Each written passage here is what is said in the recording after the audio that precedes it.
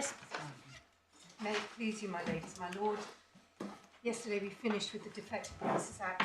Today, in the space of the next hour, I'd like to make submissions in relation to the Contribution Act claim and also what I'm calling my retrospectivity submissions in relation to the meaning and effect of Section 135 of the Building Safety Act. Starting with the contribution claim, as we saw yesterday, a contribution claim was made in the claim form. I don't think we need to go back to look at that, but for the court's reference, that's Core Bundle tab 21, page 205, and was highlighted in the original particulars of claim, which we probably do need to go to look at, which is in the Core Bundle tab 22.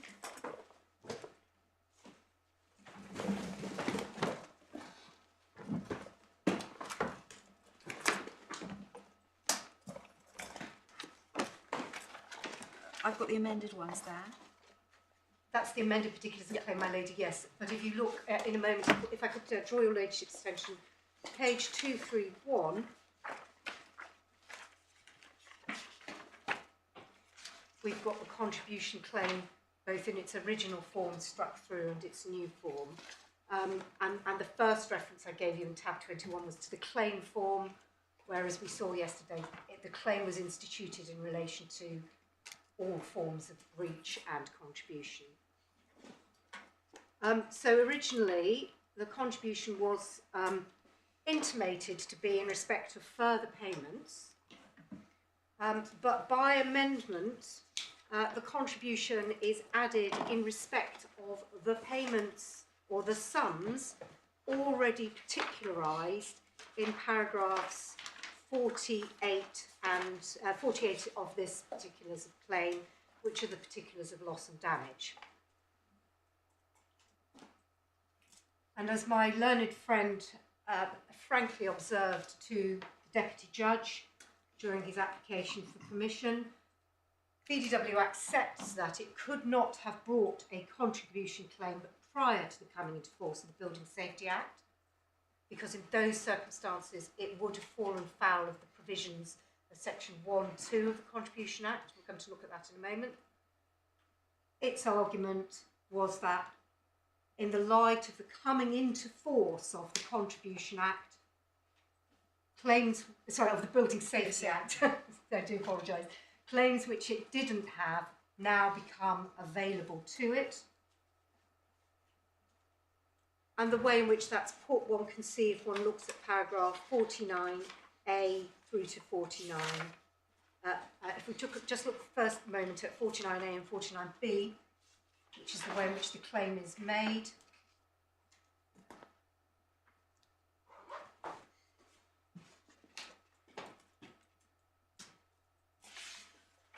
(49C), you'll see at the bottom there, BDW does not allege it made or agreed to make payment in bona fide settlement or compromise the claim. That paragraph was added, again, as a result of the submissions which Mr. Hargreaves made to the Deputy Judge, and it was a condition of the permission to amend that paragraph 49C was added. And the reason for that was that I was saying to the court at first instance, if Mr. Hargreaves is making a claim in relation to a settlement, the limitation period under Section 10 of the Limitation Act bites. His settlement happened more than 2 years ago, and so he cannot now bring the claim in contribution under the Act. And again, we'll come to look at that in a moment. The response to my limitation submission was for Mr. Hargreaves to say, I'm not making a claim under a settlement. Not making a claim Under a settlement. Under a settlement, no, my lord. No. Which leaves the question, well, what is this claim in relation to? The point that we were arguing in front of the Deputy Judge, and indeed are arguing before this court today, is that in order for a contribution claim to be brought before the court, there has to be an up-the-line claim by an original claimant in relation to which the contribution is sought.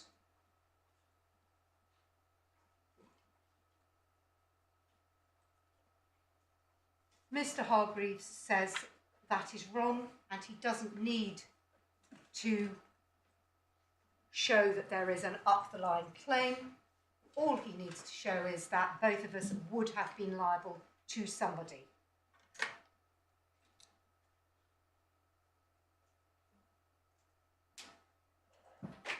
Now, for these purposes, we need to look at the Contribution Act and 3 judgments. One of the judgments is in the Joint Authorities core bundle. The others aren't. So for these purposes, I'm going to trespass on the court and ask it to look at the Contribution Act bundle, where it will find the cases that I want to refer to, which is bundle, I think it's D, it is D, which has got the cases in it. And it's Can we put away the particulars of claim? Yes, I'm so sorry, my lady. No, Yes. that's all right. Thank you. In a minute, I think we're going to have a rather full desk. So if the court would be minded... Right, we're in bundle section D. Yep. Yes, I think it is in fact marked, yes, section D. It's Yep. a standalone bundle of all of the contribution Yes, authorities. that's very helpful, thank you. But what it doesn't have in it is the Contribution Act itself. No, which is at C, isn't it? Yes, but it's all about, that is in the core bundle. Yep. It's in the second core bundle.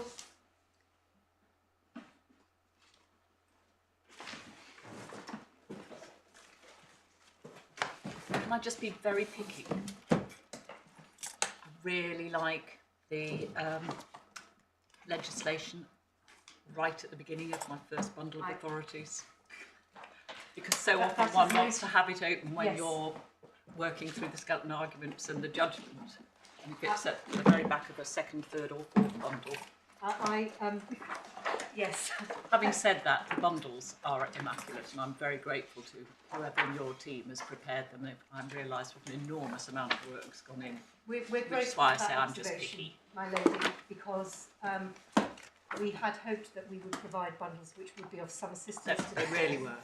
Thank you. I'm glad. Particularly to my lady and myself. Absolutely. So, in the Joint Core Authorities, volume... we're in volume 2 of the Core Bundle Authorities, tab C, and the Contribution Act is behind tab 3, so C3. Thank you.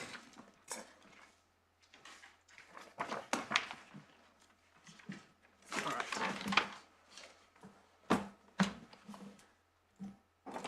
Before we look at the cases, it's probably as well to ground ourselves in the Act. Always. Indeed. Section 1, entitlement to contribution. Paragraph 1. And as one of the authorities, the Court of Appeal Authority, in a case called Newsom and IBM, we're going to look at, says it's important that the court reads the entirety of Section 1, because what the section is doing is it's setting up the entitlement in subsection 1, and then what happens after that is that the qualifications to the entitlement are set out in the subsections which follow on, and I'll take you to that passage in the judgment in a moment. But just starting with section 1.1, subject to the following provisions of this section, any person liable in respect of any damage suffered by another person may recover contribution from any other person liable in respect of the same damage, whether jointly with him or otherwise. So that is the section which grounds the right to a contribution.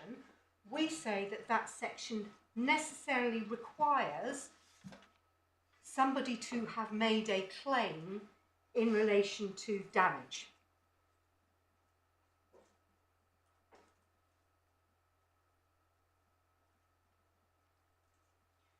Mr. Holgrave's skeleton submissions helpfully referred to parties A, B and C. A being the party who makes the original claim, B being the party who seeks a contribution, and C being the party from whom a contribution is sought. I'm going to use that description as a shortcut, but effectively in this case there is no A, B is BDW, and C is URS. And you say there has to be a claim for damage, presumably in order to be for B to be a person liable. Absolutely, my lady. So you're not liable till someone makes a claim, absolutely. You say. We say, that is what we say, and we say that it can be tested like this. C's liability to B is only where C is liable in respect of the same damage.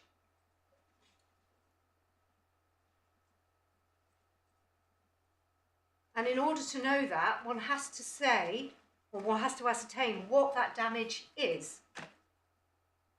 And that can only be ascertained by A, making a claim.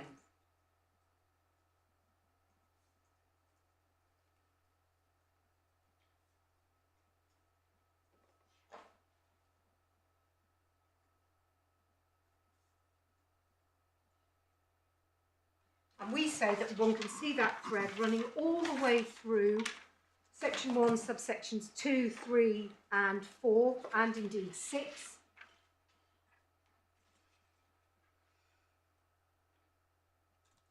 All of which talk about a claim and liability in respect of a claim.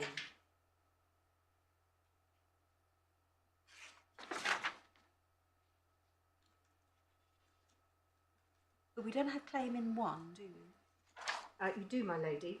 Do we? That's why I was asking. Oh, I'm so sorry, my lady. You're absolutely right. We don't. No, You're okay. absolutely right. You're absolutely right. We don't. Yeah. But that's damage suffered by another person. I'm using claim there, I should probably make clear. Not in the sense that there's a necessity to start proceedings, because as you'll see when you look at subparagraph 1, subsection 4, a contribution can be brought in relation to a settlement. There we do have claim. Compromise of any claim. Yes, made against him. It's not a claim which It's is. not a claim It doesn't have to be a claim that's been brought in proceedings. Yeah. Somebody can have made a claim, and that claim has been settled before it gets to the courts, and then the claim can be the person seeking contribution can do so in relation to the settlement sum, but it's doing so having settled a claim.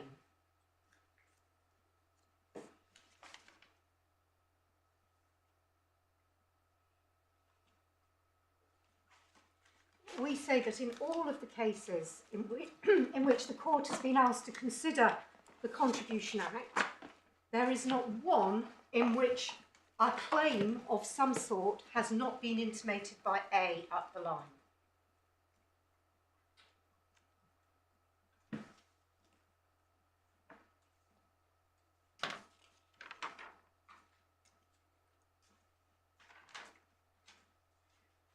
So, just to turn to the authorities, we're now in bundle D, and for these purposes, if the court would be kind enough to turn to tab 13.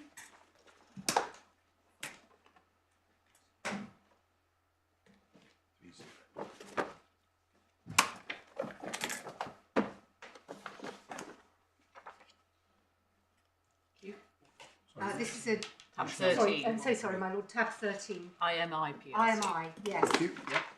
Which is also also known by the name Newsom and IMI. IMI is the contribution claim that follows on. What happened in this case, which is a decision of the Court of Appeal, as I said a moment or two ago, is that the claimants up the line brought proceedings in relation to a cartel which concerned the provision of copper fixings to builders merchants. So the up-the-line claimants were a group of companies comprised of the Travers Perkins well-known builders merchants group, and they were suing in relation to what they said was a cartel agreement in terms of price fixing.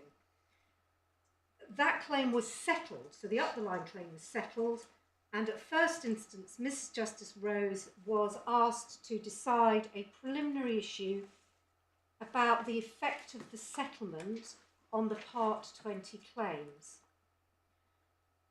There were limitation issues in the up-the-line claim, and in particular, the claimants were alleging deliberate concealment under Section 32 of the Act.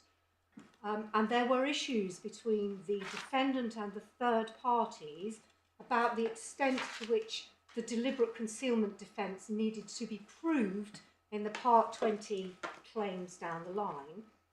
And effectively what the court finds is that where there is a settlement, the settlement bites and what is, and it talks about what is and is not required to be proved by the Part 20 claimant, B, in terms of the settlement down the line against C. Now, that is not this case, as we know, because Mr. Hargreaves is not relying on a settlement. But the reason that I'm inviting the court's attention to this case is because there's a very useful summary in the judgment of Sir Colin Rymer about the way in which the Act, Section 1 of the Act, and all of the subsections fit together. And if you could, my ladies, my lord, turn on please to paragraph 48, which is on page 48.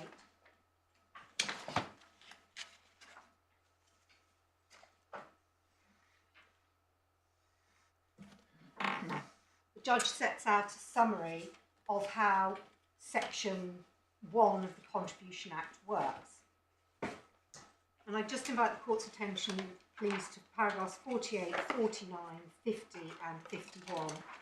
Would you like us to read those through to ourselves? Yes, if you wouldn't mind, my lady. Of course.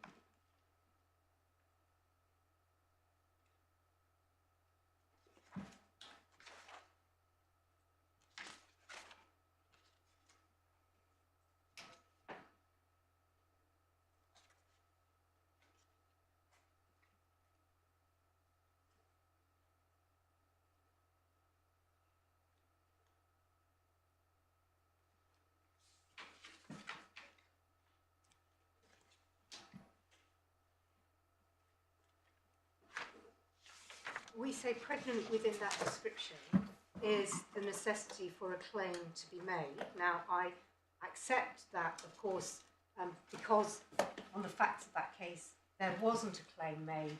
It isn't the ratio of this case that a claim must be made, but we say you can't possibly understand the Contribution Act without that claim having been made in the first place. And in particular, at paragraph 49, where the judge talks about what section 1(2) means, one sees that what the judge is talking about is a payment made to the claimant.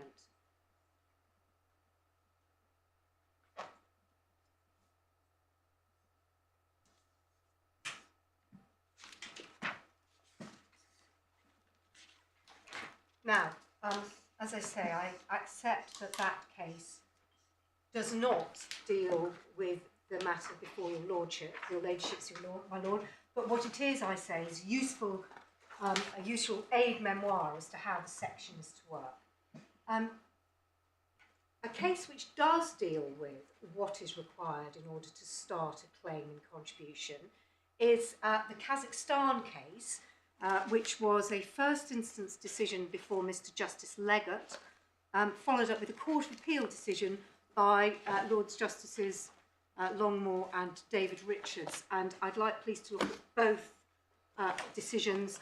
The first instance decision of Mr. Justice Leggett is in your core bundles, but the Court of Appeal isn't, which is why we're looking at it in this bundle here. So that's behind tab 11, please, of bundle D.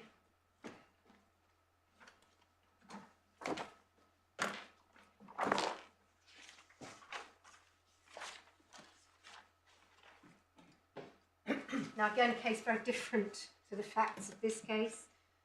This was about a fraud on Kazakhstani companies and was part of, I think, lengthy and ongoing proceedings arising out of the fraud. But in this particular element of the case, what the court was being asked to do was to grant an injunction in favour of a claim in contribution. So what the party seeking the contribution was asking the court to do was to grant a freezing injunction on the party from whom the claim, the contribution claim was being sought. And the argument arises because, of course, perhaps unsurprisingly, the party against whom the freezing injunction was being sought was saying, but you don't have a claim in contribution until a judgment is issued or a settlement is made. And because there isn't a claim, the court doesn't have jurisdiction to grant the freezing injunction.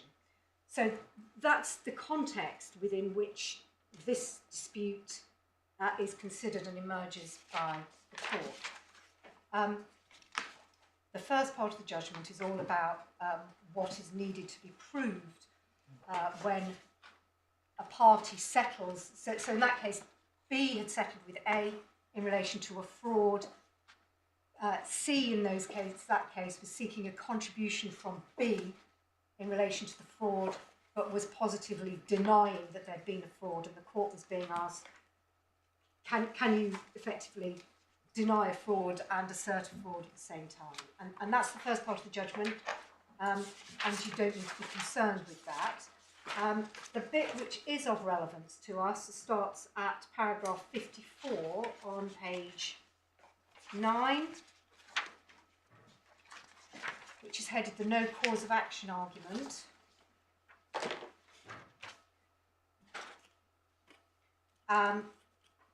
Which sets out in paragraphs 59, sorry, I do apologise, paragraph 54 to 58 set out why the argument is relevant. And then at paragraph 59 on page 10, when does a cause of action for contribution accrue? At 59, you will see what counsel for Zanus was submitting, namely that a cause of action accrues only when the person claiming contribution is held liable in respect to the damage, or makes or agrees to make a payment in compensation for the damage in question. And he founded that submission on section 10 of the Limitation Act, which the court will see set out, and I would invite the court's attention to, which sets out the 2-year limitation period for bringing the contribution claim. 2 years running either from the date of the judgment or the date of the settlement.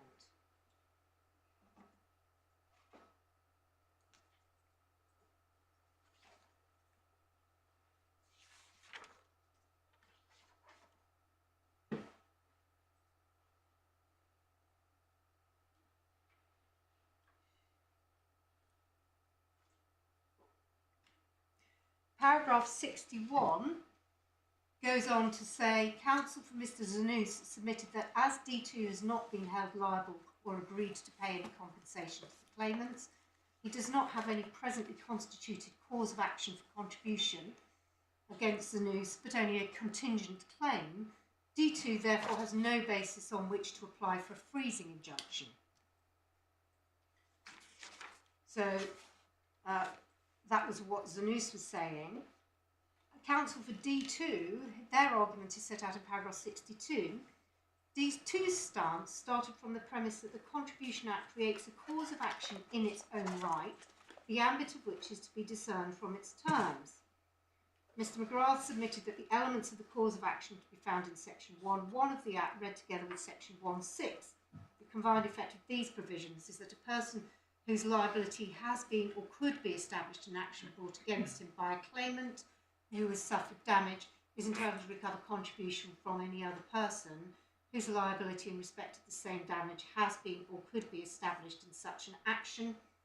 Mr. McGrath, that's D2's counsel, submitted that there is a good arguable case that this test is met in the present case, and D2 therefore has an existing statutory right to recover a contribution from Mr. Zanus. And then the judge says, I'm not persuaded by either of these arguments. He then talks about section 1.6 and what that means. I don't place any reliance on that. But he does say in paragraph 64, section 10 of the Limitation Act does address that question. But as is made expressly clear by the opening words of subsection 2, this statutory provision is concerned solely with when a right to recover a contribution accrues for the purposes of limitation. That date might turn out to coincide with the date of the cause of action accruing for the purposes of enabling a claimant to apply for a freezing injunction, but I cannot see any reason in principle why those dates should necessarily be the same. I therefore do not accept the submission made by counsel that section 10 of the Limitation Act is the beginning and the end of the matter. And then at paragraph 65 and 66, he considers when a cause of action does accrue in a contribution claim. And he highlights at paragraph 65 that there are different ways in which one can use the term cause of action. And then in 66, he makes this, in my respect for submission, important observation. Having set out the ways in which cause of action might accrue, he says this may be illustrated by considering the contribution claim made in the present case by Mr. Zanus. Pursuant to CPR Rule 26(1), Mr. Zanus was entitled to commence proceedings claiming contribution from D2 and D3 when he did on the 27th of January 2014 by serving a contribution notice with his defence. Now we say that's important because, of course, CPR Part 20 exists in the context of a main up-the-line claim. What CPR Part 20 says is if you are a defendant to a claim, you can serve a contribution notice on a third party without permission of the court, if you do so at the same time as you serve your defence. But if you fail to do so at the same time as you serve your defence, you then need the permission of the court at a later stage. But CPR Part 20 is pregnant within that jurisdiction is the up-the-line claim being brought by Party A.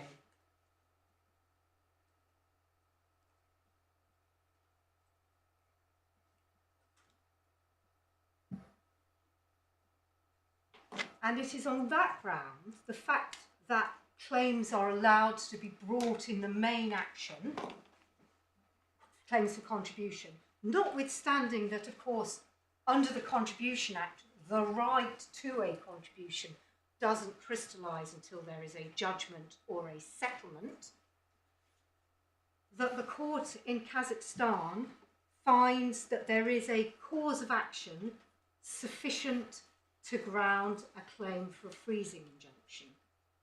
Now, at first instance, the freezing injunction is denied for other reasons, but the important point for our purposes is that the right to contribution in that case is grounded on a Part 20 right conferred by the rules of the court.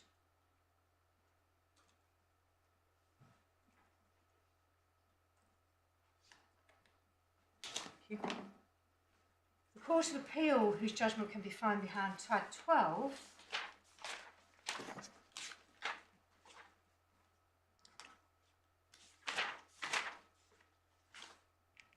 and for these purposes you need to find page 1369.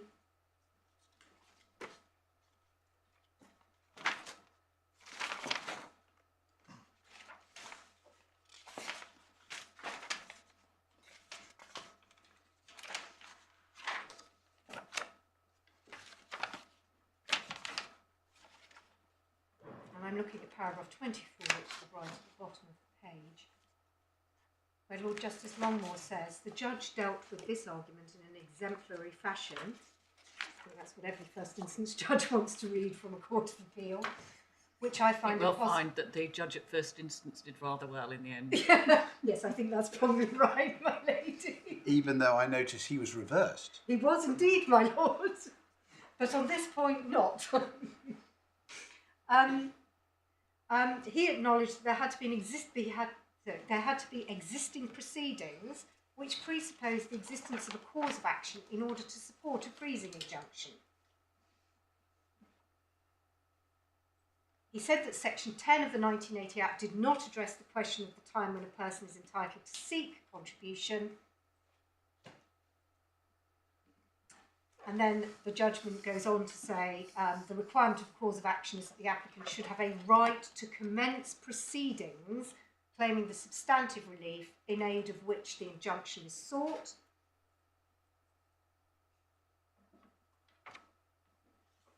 And as I indicated a moment or two ago, in this case, the right to commence proceedings comes from CPR Part 20,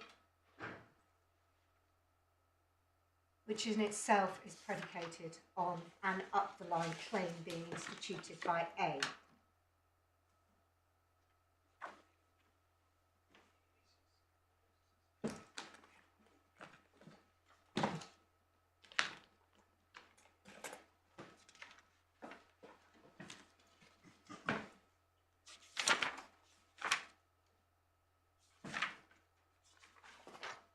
So we say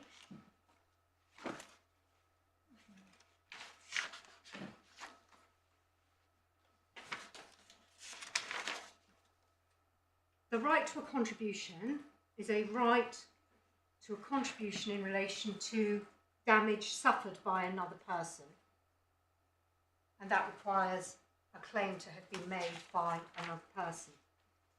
In order to institute a claim for a contribution, either the party seeking that contribution must have been a defendant to the main action and therefore having the right to institute the claim by virtue of CPR Part 20,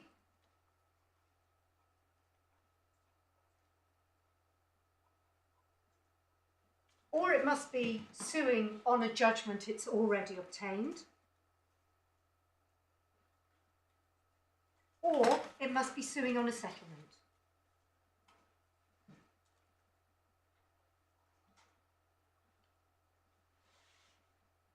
The suggestion that somehow proceedings can be started without any of those circumstances existing has the effect, in our respectful submission, of driving a coach and horses through the Limitation Act, Section 10,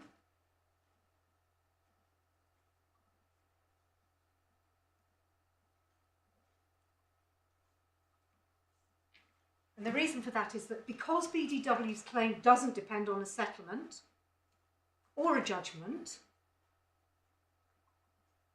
means that there is no limitation, provision or period attached to this contribution claim at all.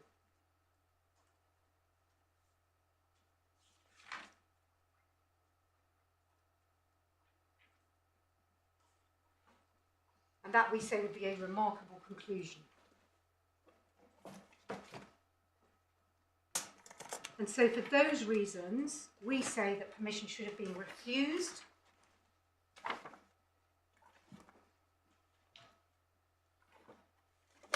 because this was a claim, there was no cause of action in relation to this claim. On the point about the Limitation Act, I mean, it's usually felt that the Limitation Act in relation to the contribution claim, the 2 years from settlement or judgment, is a sort of the last gasp, because you've gone through everything and then there's another 2 years.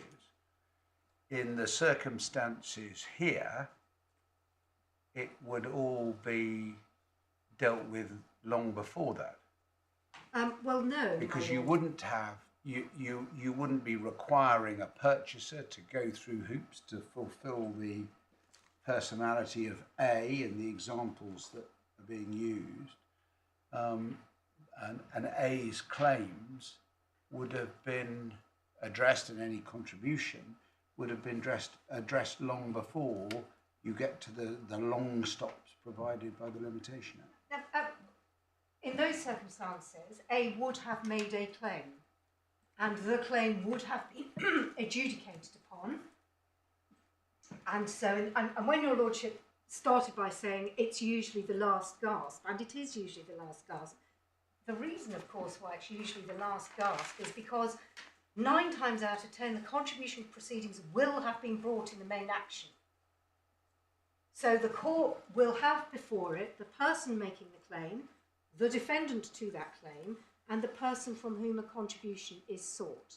It doesn't have, yes, and in those circumstances, it doesn't have either a judgment or a settlement. No, absolutely. But In the old days of multi-party litigation, construction litigation, parties would be in for weeks or months in some of those longer cases on the basis of a letter. Absolutely, my lord. Just saying, we claim contribution from you. But there would have been an up-the-line claim. Yes, no, I understand that point. I But I'm just focusing on the Limitation Act point. That wouldn't have required either a judgment or a settlement. No, my lord, because effectively what happens is the judgment is given in the main action, and at the same time, or in that sort of split second afterwards, the court would then give judgment on the contribution claim.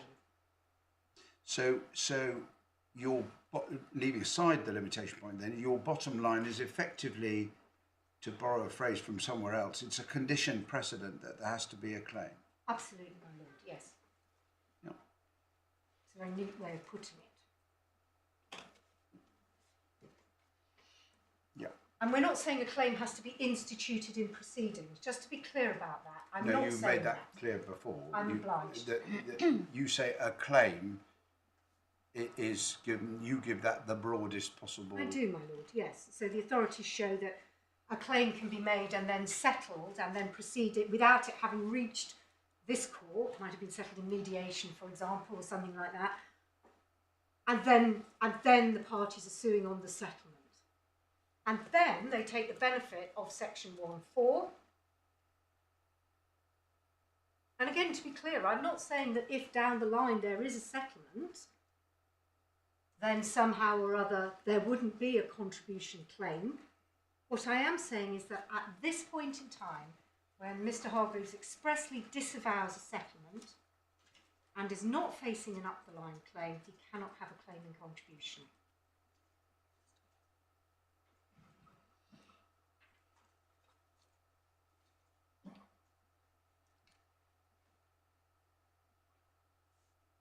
Retrospectivity, my ladies, my lord. You can put away bundle D, and for the purposes of these submissions, you're going to need both the core bundles, core authorities bundles.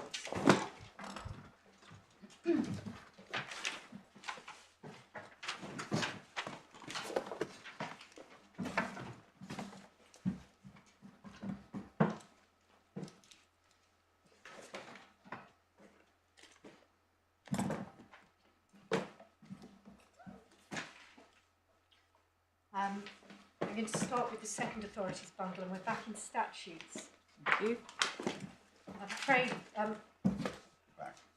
know Lady Justice King, it may well be slightly irritated because I was momentarily, many days ago. I think we could, I never hold a grudge. Well, there are 3 statutes in here, but they're sufficiently close to one another, and none of them is sufficiently long that I'm hoping the old fingers in the page trick will do the job, if I can put it like that.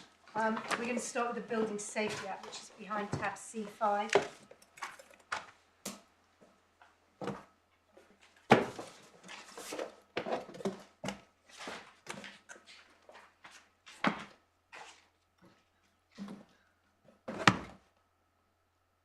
The court has in front of it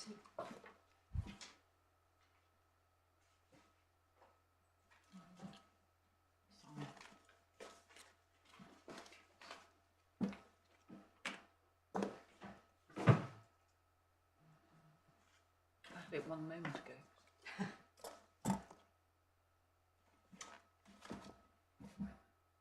You got it. No, I haven't stolen it. I'm sorry. I'm not responsible. I was just rereading Section 10 of the Limitation Act about 3 seconds ago. I'm pleased to say I'm not the only person this happens to. Definitely not guilty.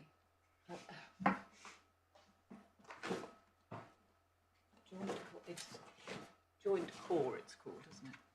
Joint core authorities. We might be able to find it somewhere else if you No, don't. no, I slithered down where D should be. Thank you. Tab C, section tab C5, my lady.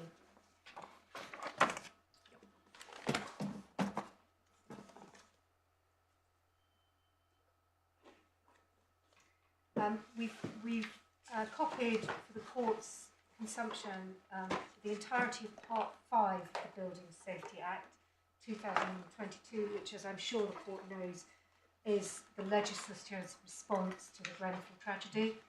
Part 5 deals with other provisions about safety and standards, and for example, it deals with section 123, the power of the first tier tribunal to make remediation orders against landlords and freehold owners, and remediation contribution orders requiring certain defined parties to pay for remedial works. And at 135, which is at page 17 of this statute extract,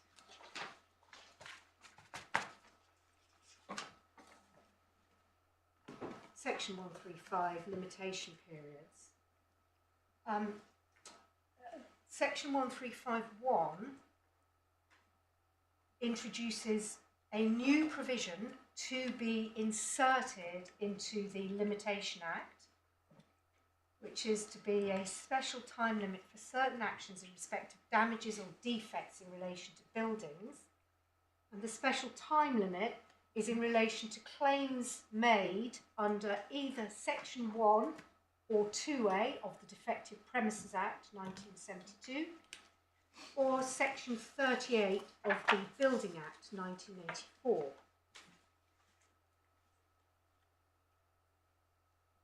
So in relation to the Defective Premises Act, I'm pausing about the Building Act because I'm not sure that's in force yet. There's an issue about that. It doesn't matter for these proceedings. I think that Section 38 of the Building Act 1984 never came into force. But I think... And I think whether it's come into force as a result of it being given this kick by the Building Safety Act, I still don't know. But I think we can happily say it's not relevant for this appeal. I think it isn't relevant for this appeal. And just for your Lordship's note of interest, the researches that we've done indicates it hasn't been brought into force. But as you say, it's not relevant for this appeal. But the point is that these are, what's happening here is that there are, there's a new limitation period, two new limitation periods introduced in relation to two forms of claims which would otherwise be claims for breach of statutory duty. And were it not for Section 4B, these would be claims, the limitation period for which would be governed by Section 9 of the Limitation Act, which you can see, it's in the tab immediately behind tab 5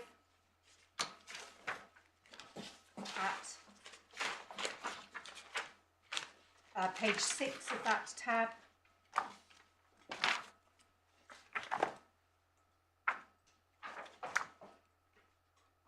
Sorry, I'm not.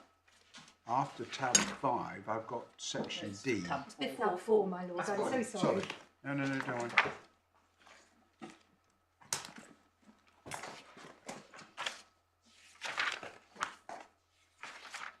i.e. it would be 6 years. It would be 6 years under Section 9. It is now not 6 years as a result of Section 4B. We say that the result of Section 4B is that there is an implied repeal of Section 9 insofar as it concerns the appropriate limitation period for claims under the Defective Premises Act, and that instead of 6 years, 2 new periods have been introduced, so 6 years go, and in its place comes 15 years where claims arise after the coming into force of the Building Safety Act. One sees that from Section 4B1. So that looks forward. And the relevant date for these purposes, the date upon which this section came into force is the 28th of June 2022. So if you have an action which crystallises, cause of action which crystallises under the defective premises after this section came into force, you've got 15 years within which to bring it. The one we're concerned with is subsection 4, where by virtue of section 1 of the Defective Premises Act, a person became entitled before the commencement date to bring an action against any other persons. This section applies in relation to the action as if the reference in subsection 1 to 15 years were a reference to 30 years. So looking back, parties have now 30 years. So 30 years if you had an entitlement before what? Before the 28th. So where before the 28th of June 2022, you became entitled before the commencement date, my lord, to bring an action against any other person.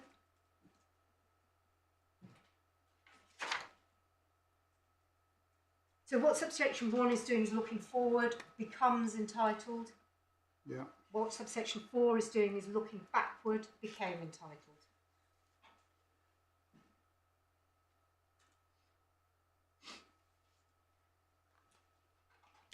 Subsection 1353 is the retrospectivity clause. The amendments made by subsection 1 in relation to an action by virtue of section 1 of the Defective Premises Act 1972 is to be treated as always having been in force. Now, just to be clear, we accept that that clause means that this act or this section operates retrospectively or retroactively, one sometimes sees used in the authorities. There's an academic distinction between the two, apparently.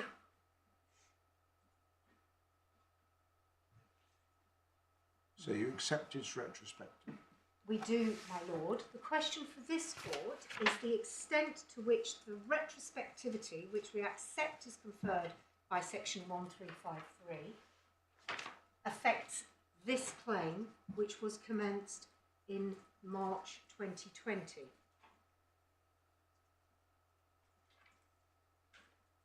And that requires the court to consider the extent to which retrospective provisions bite on existing actions.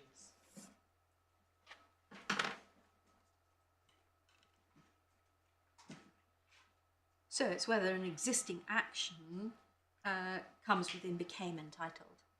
It does, my lady, but there's some, well, yes, in one sense, but there are some special rules about interpreting retrospective legislation where what it's doing is effectively changing the rules of the game halfway through the game, if I can put it in those terms.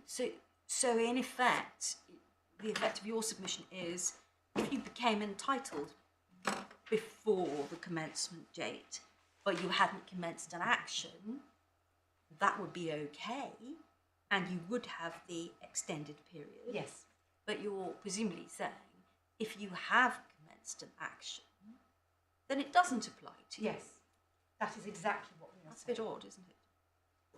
Well, we're going to look and see what the courts have had to say about this. My lady, you say it's a bit odd, but in fact we can see that the legislature didn't think in certain circumstances that was odd at all. Right. Because you can see that if you turn over, we're back into tab 5, back into the section 135 of the Limitation Act. So Of the BSA. of the BSA, I do apologise. I've highlighted to you subsection 3, which is what I'm calling the retrospectivity provision. Subsection 4, you don't need to be concerned about. It's in a sort of what happens if the 30 years expires within a year. Yes. But we're not in that. You'll be relieved to know we're not there. The initial period, etc. Exactly. Yes, exactly. We're not in that position. Subsection 5, we say, is important. Where an action is brought that, but for subsection 3, would have been barred by the Limitation Act 1980. a court hearing the action must dismiss it in relation to any defendant, if satisfied it's necessary to do so to avoid a breach of that defendant's convention rights.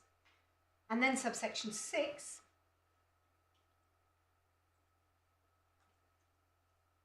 Nothing in this section applies in relation to claims which, before this section came into force, was settled by agreement between the parties or finally determined by a court or arbitration, whether on the basis of limitation or otherwise. So that is some indication of what the legislature intended there. So it's working on the basis, if the litigation has been concluded, retrospectively that is what that part of the section says. It is entirely silent about the position that we find ourselves in, which is where we're halfway through. And that's why we need to go to look at what the courts have said in those sorts of situations. And so, with that by way of introduction, could we please go to look at Wilson and First County, which is in the Core Bundle of Authorities, Volume 1, at tab 17.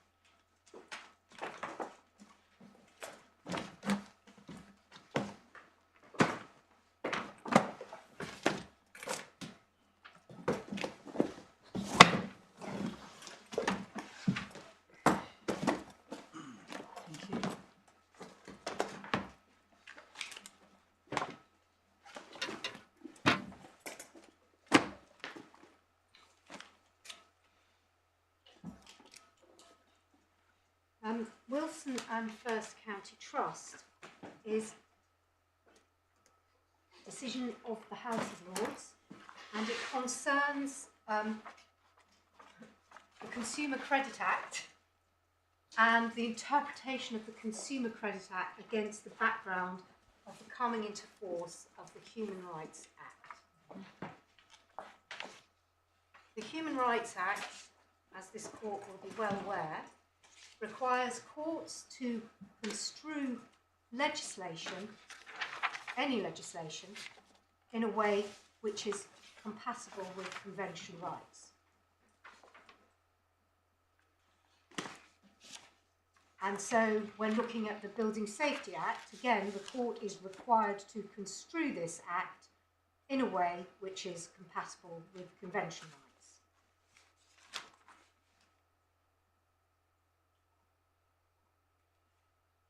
What the House of Lords holds in Wilson is that Section 3.1 did not require the court to go back and re-engage in the Consumer Credit Act and construe it in the light of the coming into force of the Human Rights Act. The way the dispute had arisen was, this was a hire purchase agreement in relation to a car. No, it wasn't.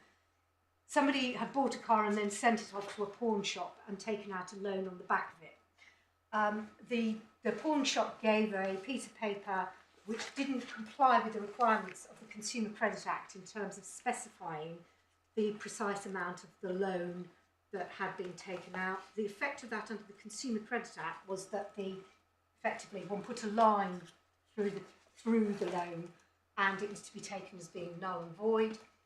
What was argued was that provision was in contravention of the convention rights to the right to one's own property, because effectively what happened was the person who'd taken out the loan was saying she didn't have to pay it back, effectively. And the argument was that might have been the case under the Consumer Credit Act, but once the Human Rights Act came into force, that would deprive the person who'd made the loan of his property.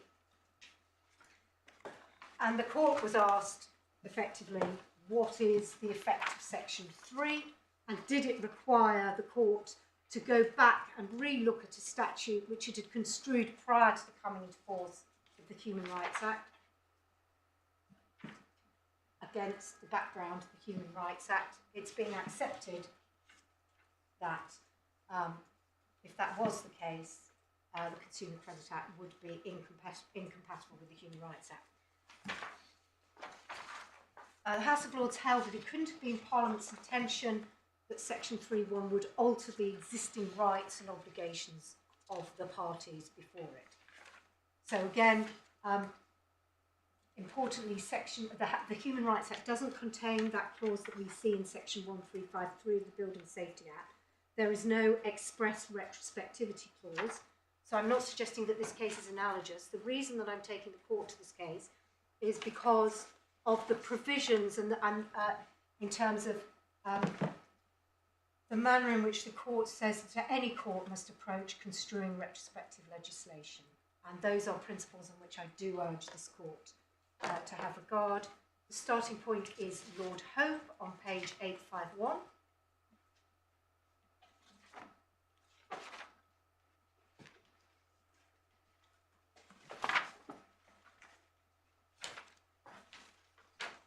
Paragraph 98.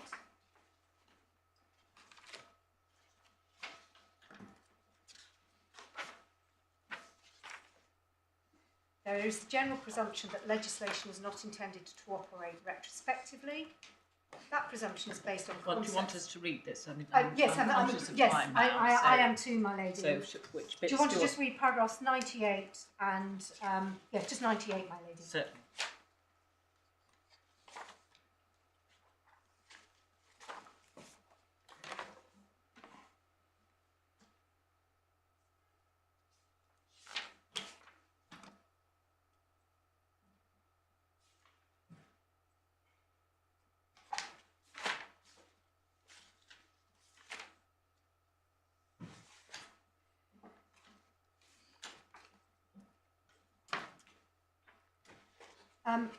Just for the court's note, paragraph 161 is Lord Scott's take on it. A more detailed explanation of the principles involved in construing retrospective legislation is given by Lord Roger, and in particular at page 879, paragraph 193 onwards, deal with the presumption about interpretation when what one is dealing with are vested rights. And at page 880, one sees right at the bottom of page 880, at paragraph 198, presumption that legislation does not affect pending proceedings.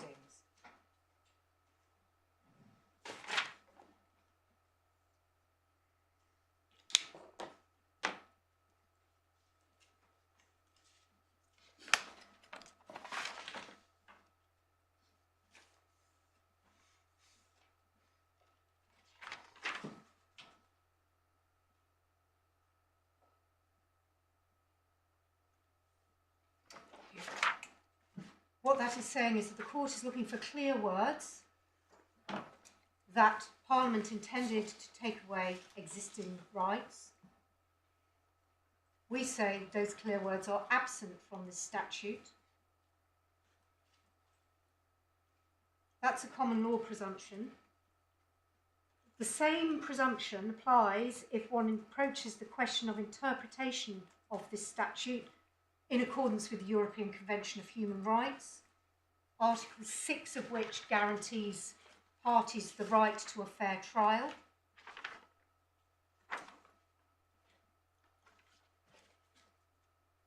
The proposition being that if you change the rules halfway through, you are not guaranteed a fair trial. So the same approach, we say, applies if one takes it from a common law perspective, if one approaches the construction argument by reference to the European Convention, which you're required to do under the Human Rights Act, and also, we say, if one approaches it by reference to the Interpretation Act,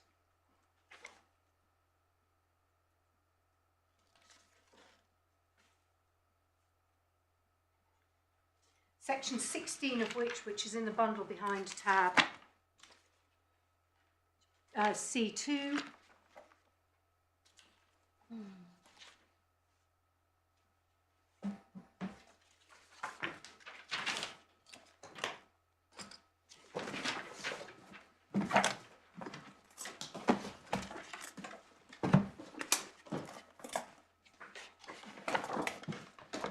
No, I think I must have gone wrong. C2. Oh, so my lady, sorry, it's in the core bundle of authorities, volume 2.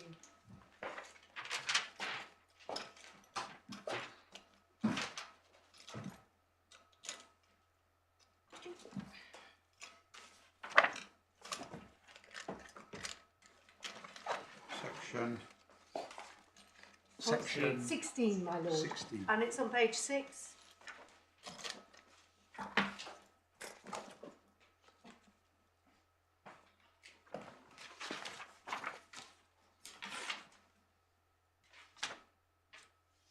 Thank you. I'm sorry for that foolishness.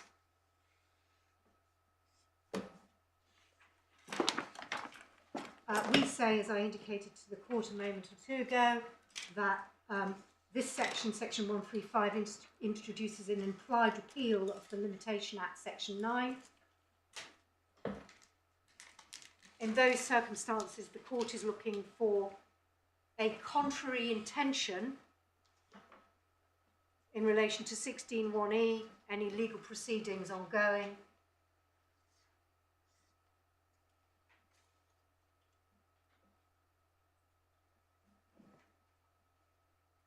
the right being that we are entitled to rely on limitation defences.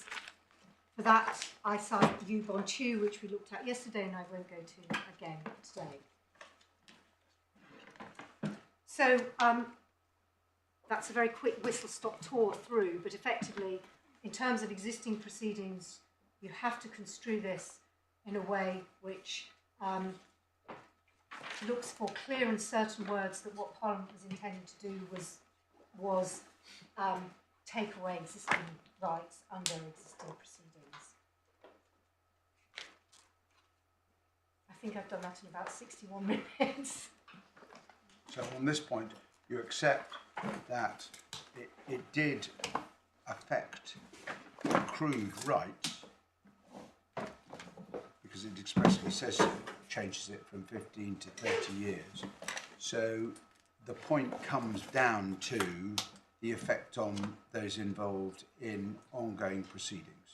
It does, my lord. It can't yes. be wider than that, No, it because isn't, the and Act I'm not itself saying- expressly says Absolutely. that it changes accrued rights.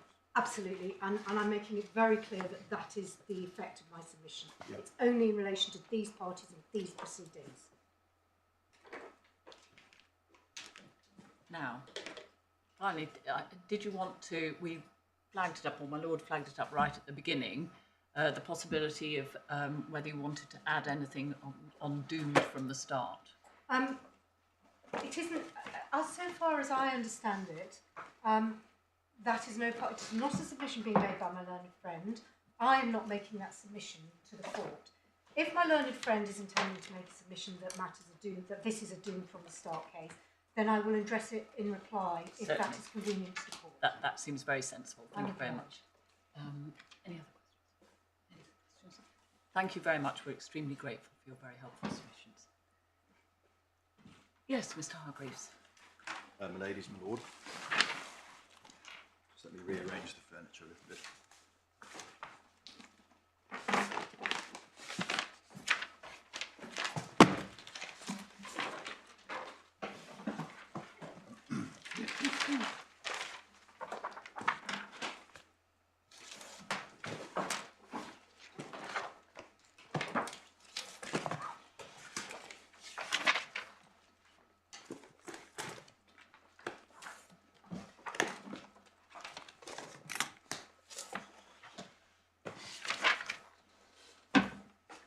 Thank you. It won't surprise the court to learn that the overall sequence which I propose to adopt is first to deal with the appeal from Mr. Justice Fraser, and secondly the appeals from Deputy Judge Adrian Williamson KC. So, turning first to the negligence appeal, the sequence I will follow will be ground 1 followed by ground 2. So far as the strikeout and disposal questions are concerned, I'll deal with that in the second part when I deal with the appeals from Mr. Williamson. Now, before getting into the detail, I'd just like to make a few remarks by way of overview, if I may. First of all, it's not disputed that my client was owed a duty of care in relation to the designs carried out by the structural engineer URS. It is to be assumed that the design is defective. It is also to be assumed that the resultant development was defective and dangerous. My client has intervened in that situation, evacuated the Ross apartment and has spent nearly £10 million on temporary works to shore up the buildings and then permanent remedial works. Against that background, we begin merely by observing that the submission that the losses incurred are not within the scope of duty is a surprising one and seems unlikely. Equally unlikely is the proposition that those losses that my client has incurred are not recoverable in law. Now, we may from time to time find ourselves among some of the detail and perhaps in the weeds, but the reason we're in the weeds is to dismantle the supposed insuperable obstacles to my client's claims presented by URS. So if we do find ourselves in the weeds, we hope that nevertheless the broad sweep of the river will be clear enough. Now, just before going into the detail of ground one, can I just bring to life a little bit what these developments amount to? And to that end, would the court be kind enough to take supplemental bundle 1?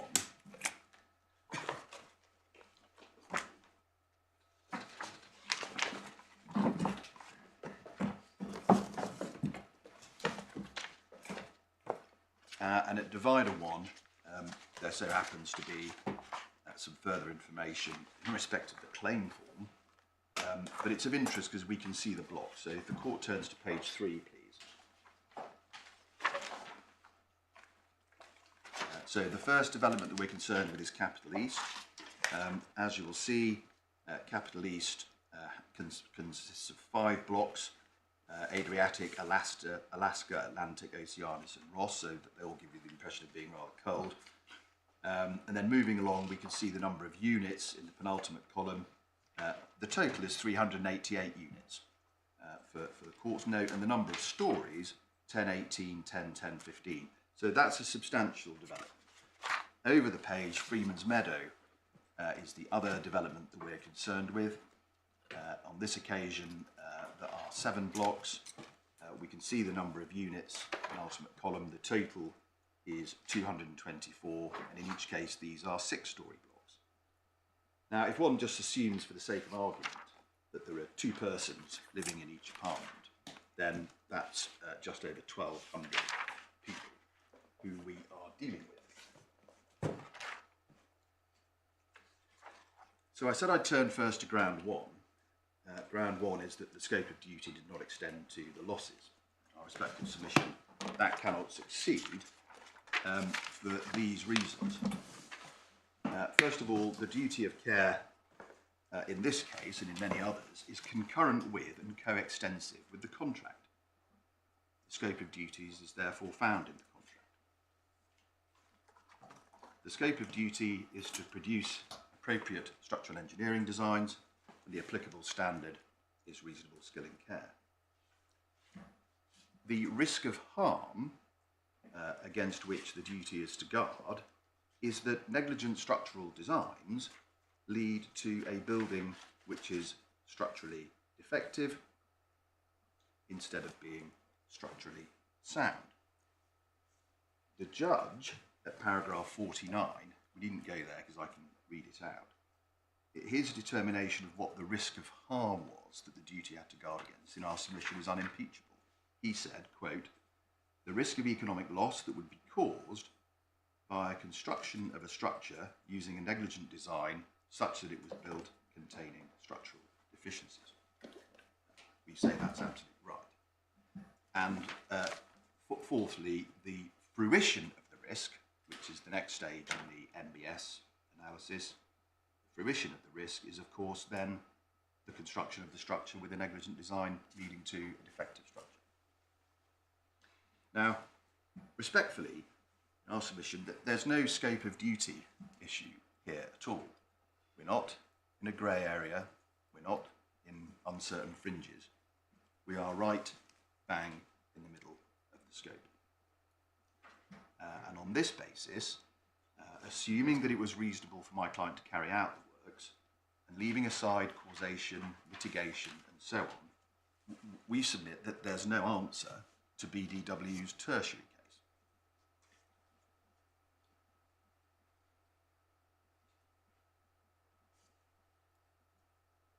Now, in its original skeleton seeking permission to appeal, URS's answer to that point was the aliagment.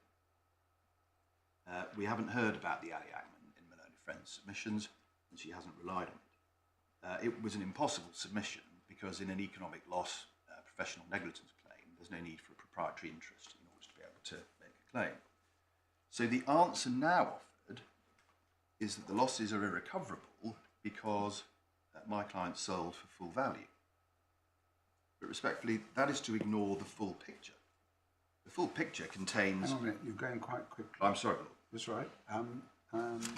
Since I'm relying on steam-powered technology to record what you say, in relation to, you say the original answer was the aliagment, but you say in any event that would have been hopeless because proprietary interest not required. Correct. Yeah. And then you went on to say something that I didn't get. Forgive me. So what's the answer to that proposition? How can we fail on the tertiary case? Is that the losses are irrecoverable because we sold for full value.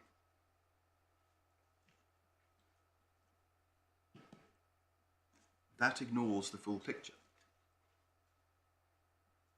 It ignores that my client returned and fixed the defects caused by URS's negligence.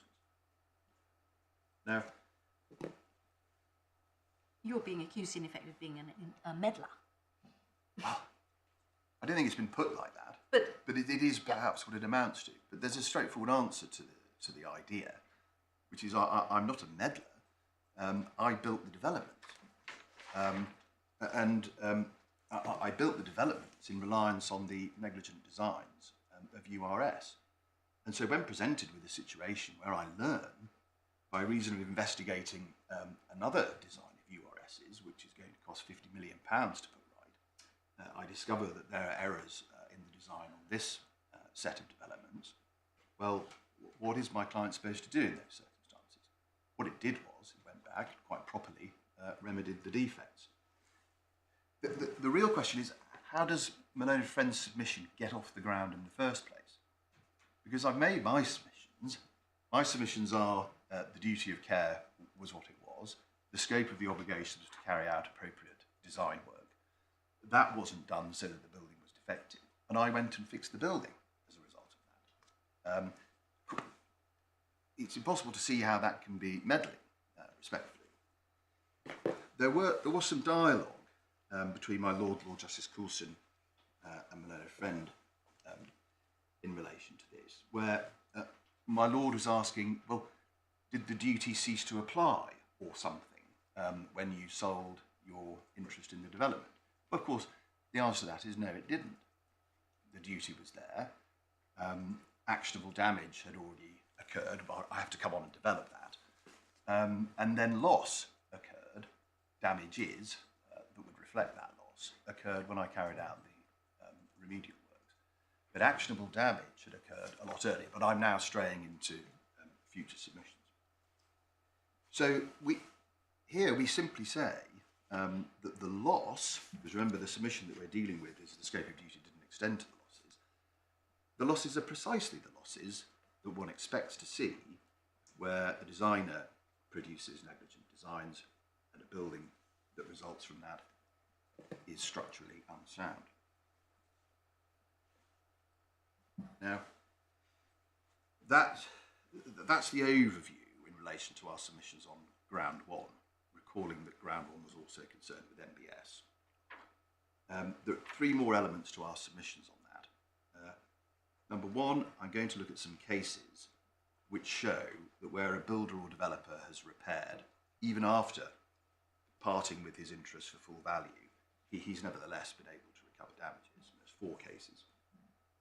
I need also then to respond to the submissions on reputation, and then I'll show briefly that the judge worked his way through MBS correctly, and then that will be an end of ground one, and I'll come on to ground two. So, my ladies and my lord, can I start with a case called Newton Abbott, which is these are cases in which you say what? A builder has gone back and carried out remedial works, despite having sold his interest for full value, and has recovered damages. Right. Yeah. So the first case is Newton Abbot. That's in the core bundle behind the first core bundle of authorities behind Divider 2. Thank you.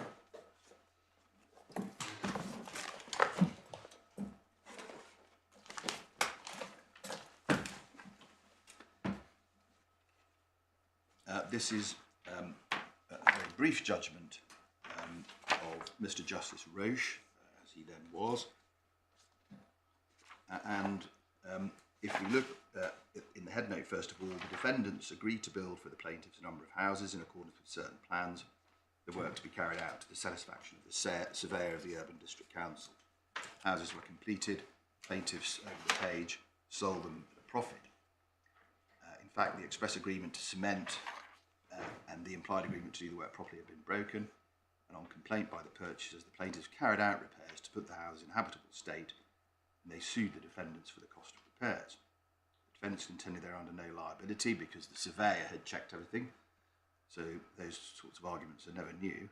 That's not concerning us, and that the plaintiffs, having sold the houses at a profit, had suffered no damage, and that as the repairs were only an act of generosity, the plaintiffs could not recover the cost.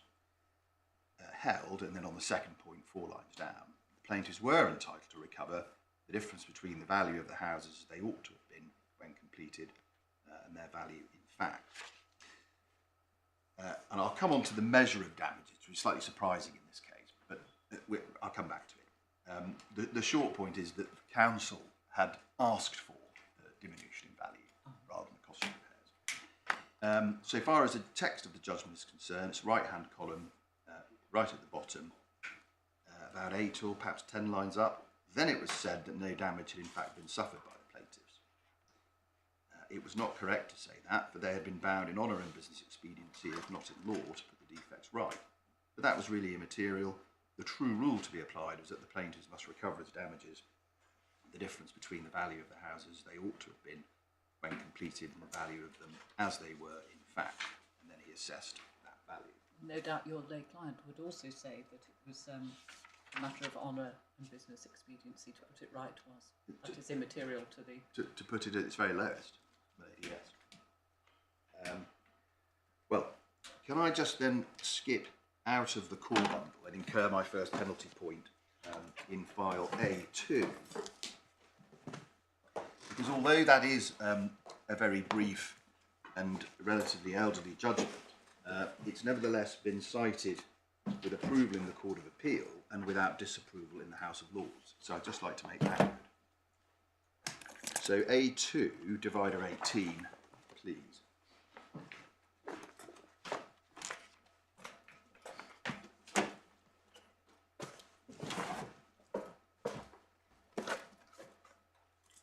So this is a case, Atkins and Scott. The issue... Sorry, which the issue, number? I'm terribly sorry, 18. Thank you. Court of Appeal. Yes, I have it, thank you. Actually, the debate in the case was about the correct measure of assessment of damages, whether reinstatement or diminution in value. But if the court can turn to page 219, and the debate that's being picked up is, are there any cases where damage has been assessed by diminution of value? At 219, the first case is Newton Abbot, decision of Mr. Justice Roche. In that case, houses have been built, so on and so forth. The learned judge held that the measure of damages was the loss of profit, and that was in fact the test which had been advanced in argument by the plaintiff's counsel. So that's that point. But also just demonstrating that certainly the Court of Appeal had no difficulties with that case. And then in due course he goes on to find, at the foot of the page there's a reference to Hudson, and then over the page there are various details about various different options of measuring the loss, and then 4 lines down, there is no doubt that wherever it is reasonable for the employer to insist upon reinstatement, the courts will treat the cost of reinstatement as the measure of damage. And the Newton Abbot case, where the owners had parted with the house and were not in any case legally liable to pay for the repairs, appears to be a departure from the prevailing rule, but only in relation to diminution in value as opposed to costs of reinstatement. There's certainly no suggestion in from the Court of Appeal that there was anything unusual about Newton Abbot. Happily still in A2, if I can invite the court to turn to divider 20, Linden Gardens. Thank you. Mr. Hargreaves, it would be fair to say I feel the whole of my professional life passing before my eyes. Yes. And I have already indicated to their ladyships that after this case I should probably retire. Yes. Well, all we'd need is McAlpine and McDermott, which would cause great embarrassment to me, and then that would be it. I would be off into the sunset. well, I'm sorry to hear that your lordship feels it that way. Happily, we're not going to be in this case for terribly long. Just 2 points. 109 at F, the proposition being argued, but McAlpine submits corporation is only entitled to nominal damages, corporation has suffered no loss. It had parted with its interest in the property and therefore with the works when completed before any breach of the building contract. So that was a very early, as it were, parting with the property that was involved. So that's me setting up the next point over the page 110 at H. Mr. Ferneyhough footed the page. Mr. Ferneyhough accepted that central to his argument is the fact that at the date of breach, corporation no longer owned the property. He distinguished the decision of Newton Abbot on that ground, and then Lord Brown Wilkinson goes through the facts of Newton Abbot and explains what the outcome was. And again, we make the short point that certainly the House of Lords have no difficulty with the decision of Newton Abbot. And in fact, at the top of page 111, Lord Brown Wilkinson actually sets out, although under no legal liability to do so, had remedied the defects. Indeed so, no, thank you. So it didn't pass under his radar. No, it didn't. Thank you. A further penalty point now arises in relation to bundle A1, if I may. Oh, no, hang on. Forgive me. Yes, A1, I'm so sorry. Divider 6. This case is called Harris.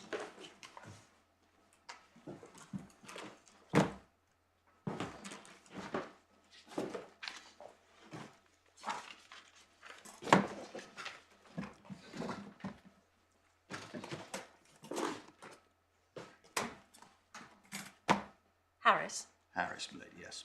Director of War Service Homes versus Harris, the full court. That's tab 6 in A1. Thank you.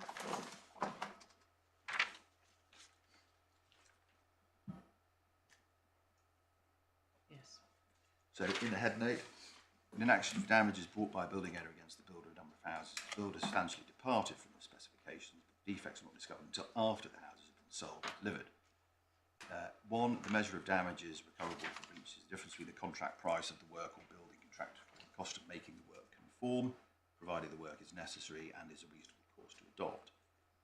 2, in assessing damages, it's irrelevant that the building owner is not under a legal liability to remedy the defects by reason of anything that is accidental as between the parties to the building contract. 3, that the repair of the houses was a reasonable course for the appellant to have adopted, having regard to the nature of the facts and the comparatively small cost of effective repairs. Now, in the present case, although the cost is very large, it is nevertheless extremely important to carry out the remedial works. Now, I don't need to go through and read out all of this case, but if I can invite the court's attention to 277.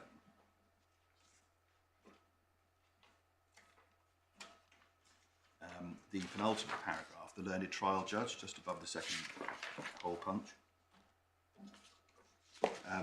The judge below held against the claimant because he found that the Director of War Service Homes no longer had an interest in any of the properties.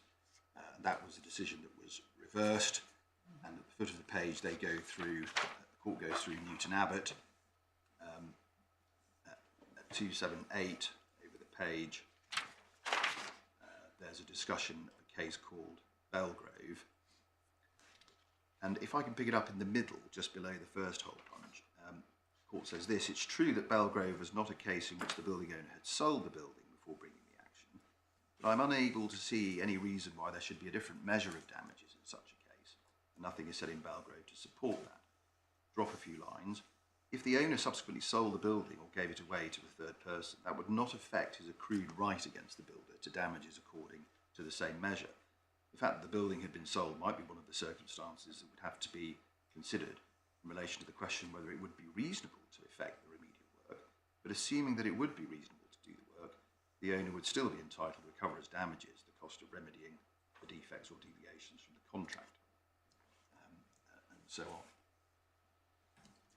And then at 279, the foot of the page, in saying this, I'm about 6 or 7 lines up, Mr. Justice Roach was simply accepting the argument of counsel from the plaintiffs, and it appears from the report that although the plaintiffs had sued to recover the cost of repairs, their counsel didn't refer Mr. Justice Roach to any of the authorities mentioned in Belgrove to support a claim for the rectification costs. And just over the page, insofar as the case decides that the fact that last 2 lines of the previous page, so far as the case decides that the fact that the houses were sold at a profit was irrelevant and that the plaintiffs could recover damages notwithstanding they were not legally bound to effect the repairs, it supports the appellant.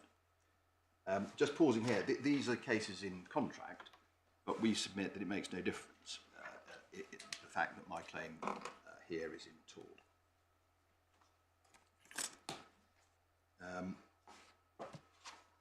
Back to A2. I'm very sorry, I'm amassing the penalty points. But A2 divided 19.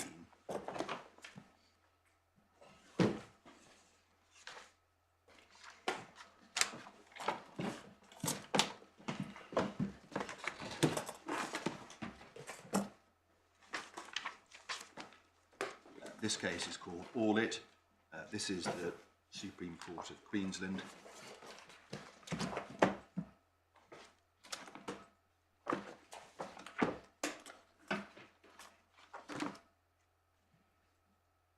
Ground 3, I'm sorry, forgive me, page 14. Thank you.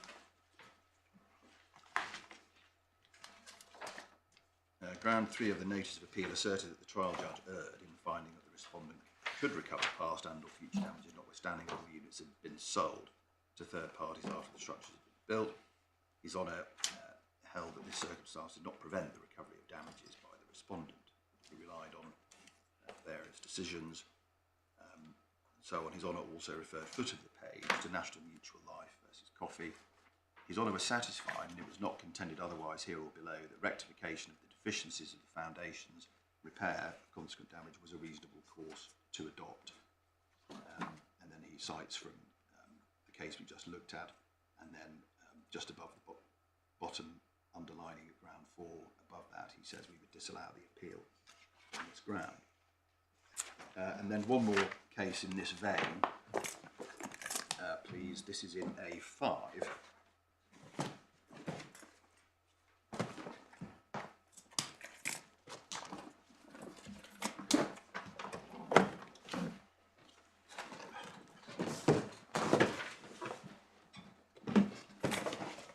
And it's divided 38.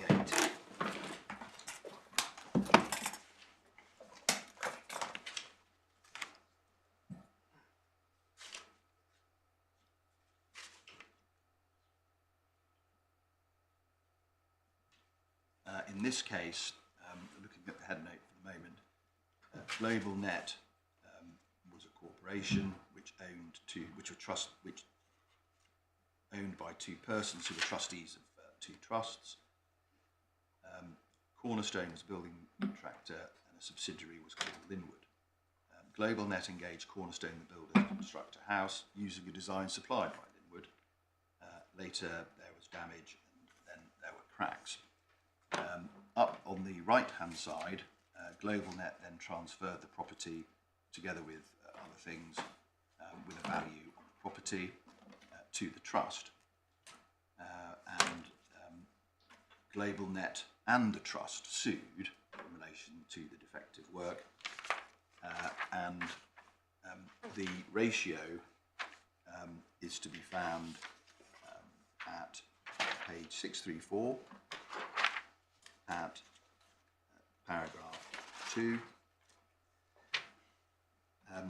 As a matter of fact, either the purchase price did reflect the defects or it did not. The point there was that the property was transferred without reference to the defects, but the defects were known about. It just wasn't dealt with in the transfer. So as a matter of fact, it either did or it didn't reflect the defects.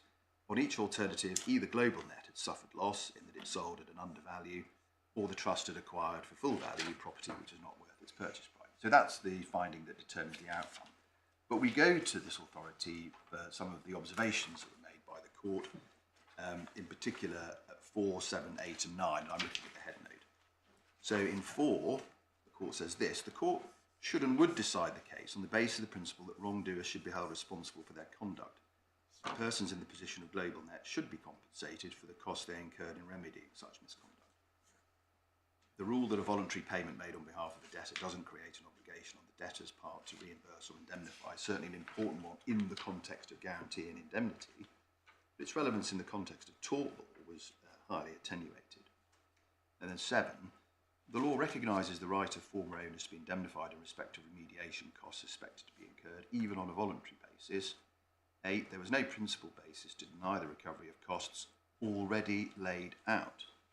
It was desirable as a matter of policy not to discourage vendors from carrying out necessary repairs.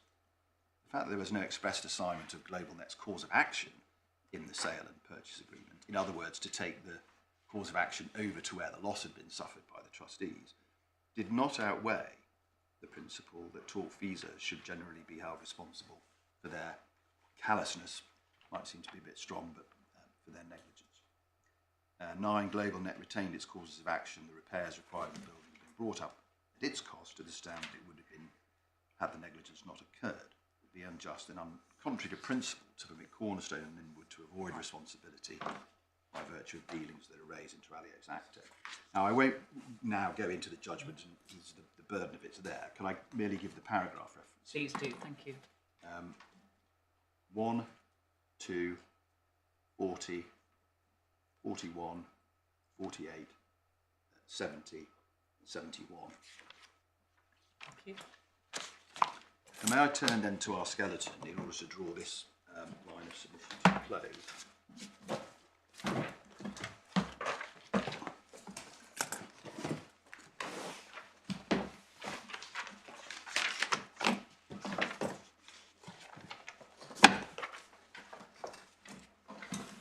Beginning at 47. Now, I'm not going to read this out. I know that the court has read our skeletons. But what I simply say is that we draw the threads together, or we attempt to at any rate, at 47 through to 50.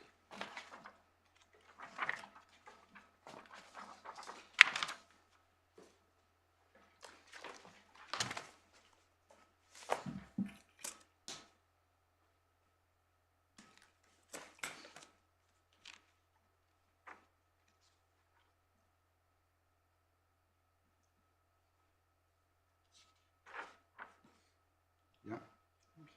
Thank you. Well, that was the second further aspect. The third is to reply. Sorry, I had that as the first. Well, I think Cases in which a builder had gone back and remedied damages and has recovered despite lack of a proprietary interest. your lordship is right. Number 2, reputation. Number 2, reputation. Thank you. Now, so far as this is concerned, Minofen didn't take you to all of the relevant pleadings, nor to the assumed facts. So if I may do that, it does present a rather more complete picture of this question of reputation. Yep. So can we start in supplemental bundle 2, please?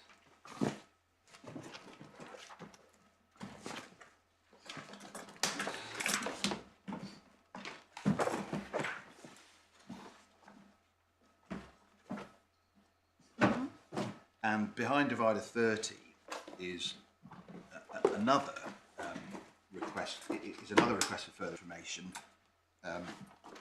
So far as I'm aware, at least the court hasn't yet been to. And so it's divider 30, further information raised in June 20 and answered in July 20 at page 378 to start with, please.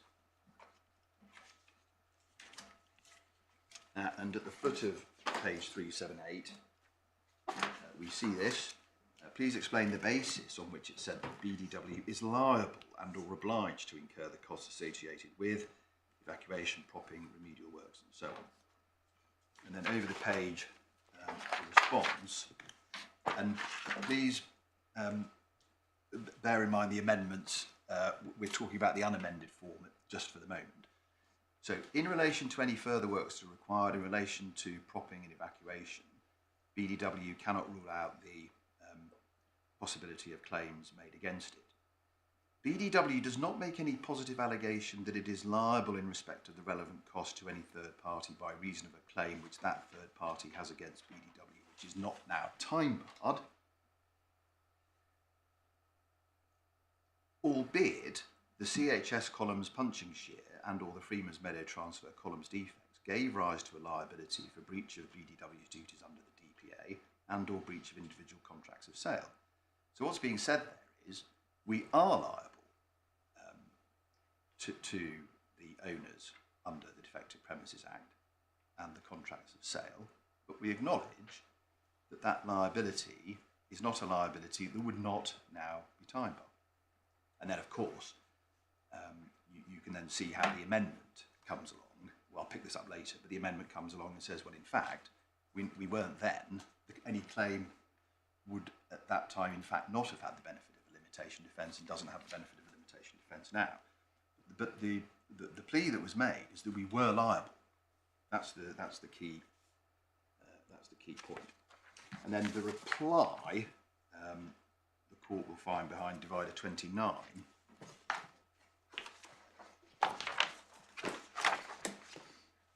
And if the court could please turn to page 365.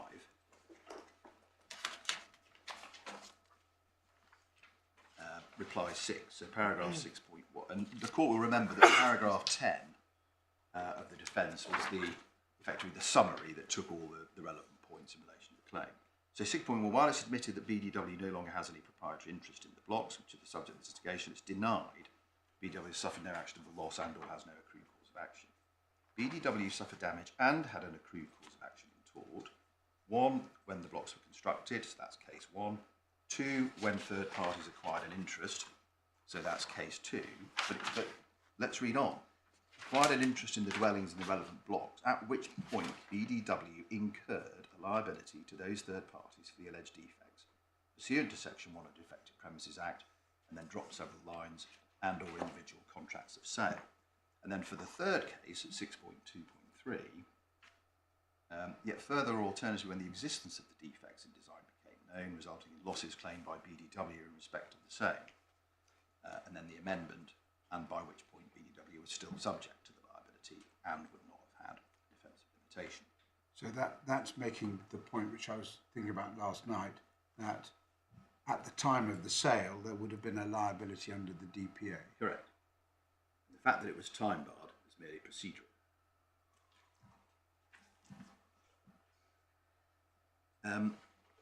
Was it time barred at the time of the sale or sales? No. No. So there are two stages. You say there's a liability which is not time barred at the time of the sale, Yes. and that liability remained, although there became a time prior to the Building Safety Act and the amendments and all the rest of it, where there was a time bar to those claims. My lord, yeah, and in fact there is a better way of formulating this matter of time bar. What really one ought to say is there was a liability in respect of which BDW, had it chosen to, had available to it to plead a limitation defence. That's actually the correct analysis when it is unpacked. And as we know, BDW would have been under no compulsion to plead a limitation defence.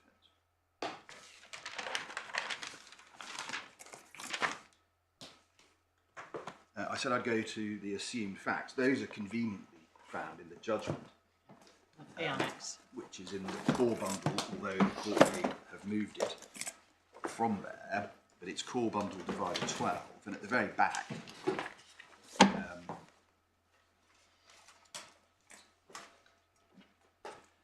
assumed facts appear at page 171.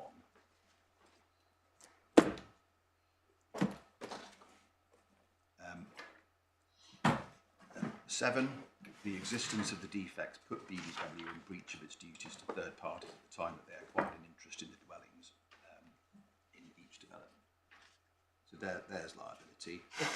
And then 10, while I'm here, sorry, forgive me, 11, while I'm here, BDW has incurred or will incur the costs in respect of those defects which present a health and safety risk. 1, to protect occupants against the danger presented by those defects. And 2, in mitigation of the risk of damage to BDW's reputation. So the court may have had the impression from an own friend's submissions that the plea was merely that we had incurred costs because we were concerned about our reputation. That's unfair. We incurred costs because we were liable, we were under a liability, and secondly, because of the danger presented to the occupants in those buildings by the defects.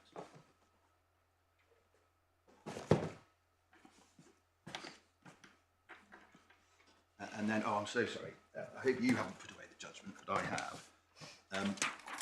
So far as my learned friend didn't go to the judgment on this point in detail, albeit giving the court the references. But the court examined the question of reputation, and the judge found against me on a claim for damages in relation to loss of reputation. But so far as any reputational considerations in incurring orthodox heads of loss, he said, well, the motivation isn't relevant. The question is it within the scope of your duty? Is it actionable damage in the first place? And all of the ingredients.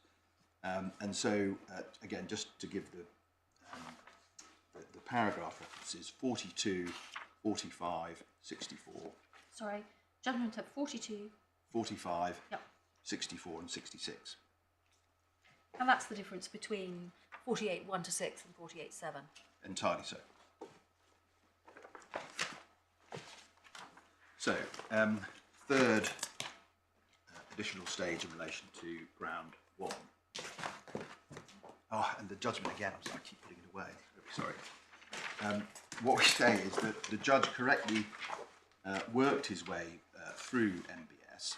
My learned friend didn't address you on how the judge had approached MBS. But for the avoidance of doubt, it is our submission that the judge correctly worked his way through it. In the grounds of appeal, it suggested that questions 1, 2, 5 and 6 are germane. We say the judge dealt with those entirely properly, and I'm going to give the references rather than go to the judgment. Question 1 of MBS, 41 to 47. Question 2, 48 to 49. Question 5, 54 to 62. Question 6, 63, 71. Now, the ladies and lords, those are our submissions on ground 1, and in effect there are submissions on the tertiary case. Although I'll raise a bookmark a bit later when I get to the tertiary case. So that concludes the submissions in relation to ground 1. I come on now to ground 2. Essentially, URS contends that the losses are not recoverable in law because when the cause of action accrued, BDW had sold for full value and held no proprietary interest. 3 sections to my submissions on ground 2. Number 1, naturally enough, when did the cause of action accrue? 2, judge decision consistent with accrual in other cases. And section 3, BDW's secondary and tertiary cases.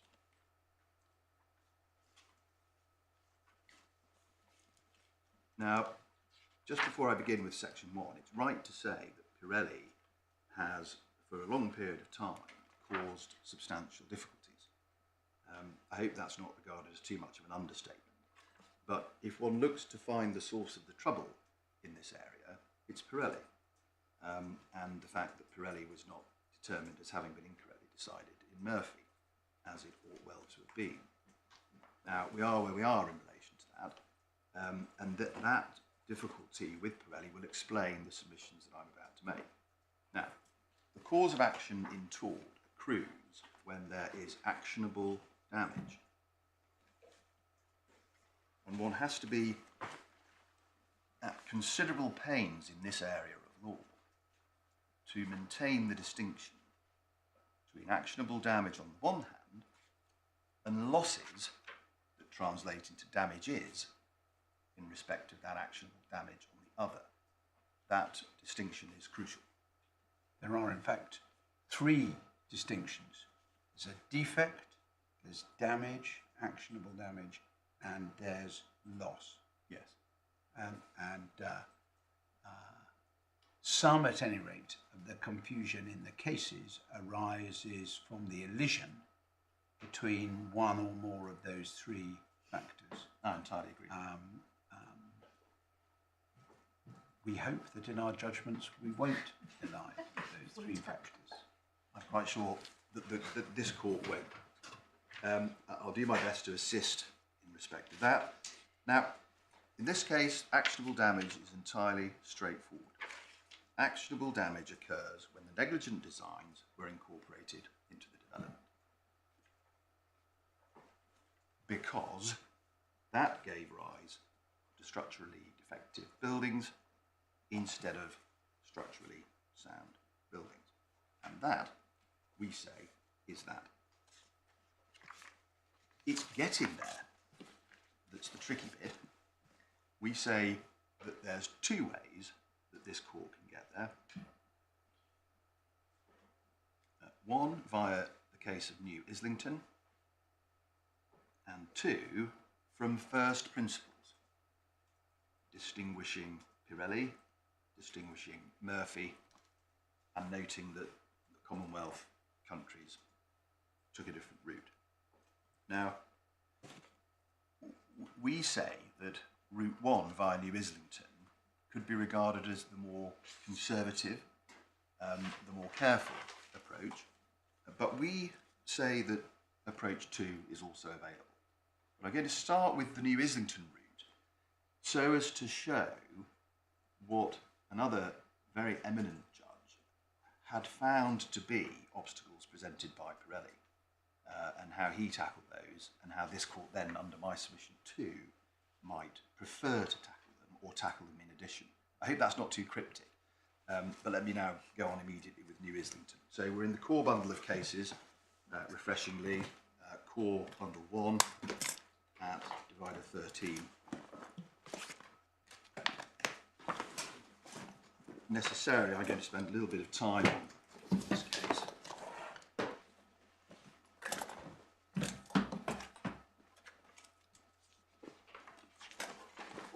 The known offender's already been to it, so I needn't go into the facts or anything of that nature. I'm going to start, if I may, at paragraph 28 of the judgment.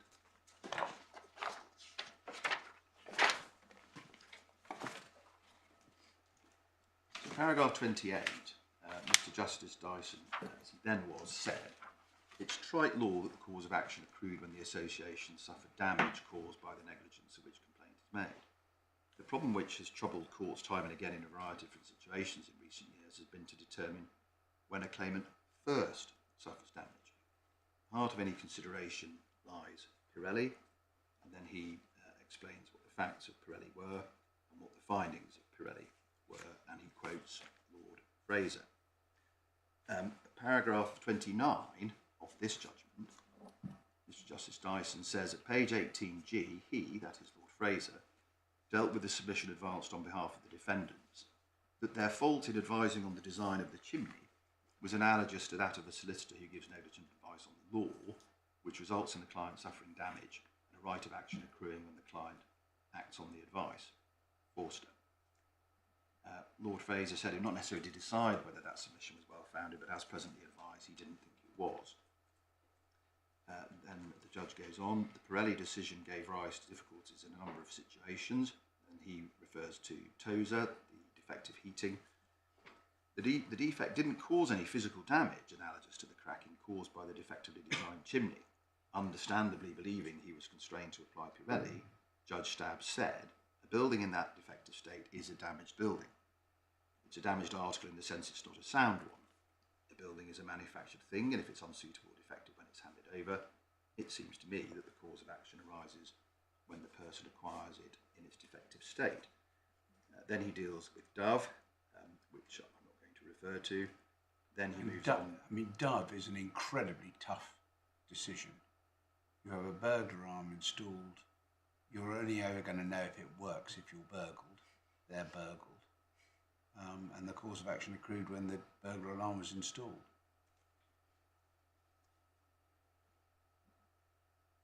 My lord, the cause of action accrued at the time of the burglary because the judge there thought that Pirelli was, the analogy was exact and he couldn't distinguish it.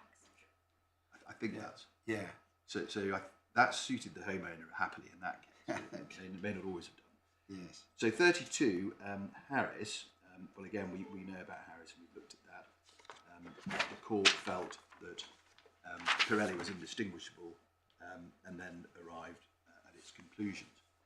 Lord Justice Ralph Gibson, I'm looking at paragraph 33, later considered Tozer Kemsley and said, I see no reason why on the facts of a particular case the defect resulting from negligent design or supervision should not constitute the physical damage to the building, provided that the damaging consequences of the defect are immediately effective.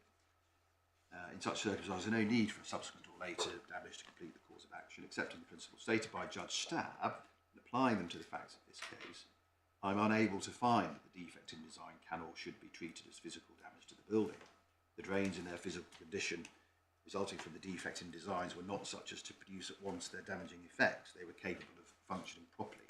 Now, there's all sorts of things that one might say about that analysis, but I'm not going to go into those now. I'm looking at what Mr. Justice Dyson felt that he was constrained by. So 34, the problem of latent damage caused by negligent advice in contexts other than that of building and chattels was treated differently. And then we have Justice Dyson looking at Moore, Foster and Knapp at the foot of the page. Then he comes on to Murphy at 36 and says, although third line down, Murphy is not a limitation case, I'll come back to that. As Lord Keith pointed out, consideration of the nature of the loss suffered in this category of cases is closely tied up with the question of when the cause of action arises. And then he went on to discuss it. And we have looked at that passage in Lord Keith already. I will look at it later in a different context. We don't need to read through it now. So that then brings us to paragraph 37 on page 529. The other members of the House agreed. It's clear, therefore, as Professor McKendrick has said, the House of Lords reinterpreted its earlier decision of Pirelli, didn't say, however, that it had been wrongly decided. That obviously weighed on Mr. Justice Dyson. In my judgment, the present state of affairs is hardly satisfactory. If, as Lord Keith said, Pirelli falls within the principle of Headley-Burn and is an economic loss case, then it's difficult to see why the cause of action didn't accrue in Pirelli when the plaintiffs relied on the advice of the engineers by instructing them to proceed with the construction of the chimney. As we've seen, the defendants sought to persuade the House and Pirelli to accept the analogy, but that was rejected by Lord Fraser. Now, that too weighed on Mr. Justice Dyson. We can see that in this judgment. As Professor McKendrick says, this suggests that the reason for the rejection of the analogy was Lord Fraser's perception of the loss as physical damage, not economic loss. Now that the loss has been classified as economic loss, the reason for rejecting the analogy has disappeared. The fact remains, however, that Murphy didn't say that Pirelli was wrongly decided. Accordingly, it remains an authority that is binding on me. And it seems clear to me, respectfully, that he also felt that what was binding upon him was the rejection of the Forster line of analysis in economic loss cases. And that's because he was dealing with under the rubric of Pirelli and felt bound to consider the damage in New Islington as physical damage. That's the constraints that he sought to apply to his determination in this case. Now, in part 2 of my submission about this, I'll say that those constraints, in fact, don't apply, and then it will be a matter for this court how it then treats those submissions and in which order it determines these various difficult questions. So at 39, since I'm bound by Pirelli, it's clear the association's cause of action didn't accrue when they first knew or ought reasonably to have known of the defect. Well, that's an easy point to make because, of course, in Pirelli they rejected the date of knowledge test. Foot of that paragraph, this test was disavowed in Pirelli and hasn't been applied in the line of cases exemplified by Foster either. It's because of that that we have the Latent Damage Act. In paragraph 40, he says, I can't either accept the submission of Mr. Tunkel that they didn't suffer damage until they first became liable to their tenants. If, as appears from Murphy, the case is to be viewed as economic loss, then the association suffered damage at least when the buildings were handed over with their defective insulation. This is independent of any potential liability to meet claims by tenants or the local authority. Pausing there, it's that analysis that distinguishes my case 1 on accrual from my case 2. Case 1 is the right answer, case 2 if I'm wrong, case 3 if I'm wrong. It would be nonsense to say that the accrual of a cause of action was dependent on the fortuitous timing of complaints by third parties. And then he arrives at his decision, 41. In my judgment, the association's cause of action and negligence accrued at the latest the date of practical completion. It seems to me this follows from an application of Pirelli as it was interpreted in Harris and is analogous to Tozer Kemsley, which was approved in the Court of Appeal in Harris. Defective heating and air conditioning did not and could not cause physical damage, and then this key sentence in relation to the submission that I've made, the defective plant was the physical damage. Why is he referring to physical damage there? Well, because he considers himself to be bound by Pirelli and by the rejection in Pirelli of the Forster line of argument. So he goes on. Since the defect was present when the building was handed over, the damage was suffered at the date of handover. In Harris, Justice Ralph Gibson said a defect could constitute physical damage to the building, provided the damaging consequences were immediately effective. In Tozer Kemsley, the damaging consequences were immediately effective, never capable of functioning properly. Harris, well, he explains Harris. It's unconvincing, respectfully, but that's a decision of the Court of Appeal. And then he goes on, in the present case, the sound insulation was inadequate from the date of handover.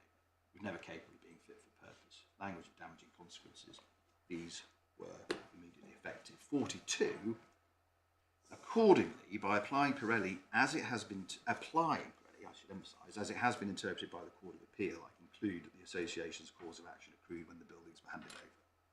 And then in 43, if I may just continue, if I'd been free to do so, I would have arrived at the same conclusion by a different route. That would involve the proposition that Pirelli was wrongly decided.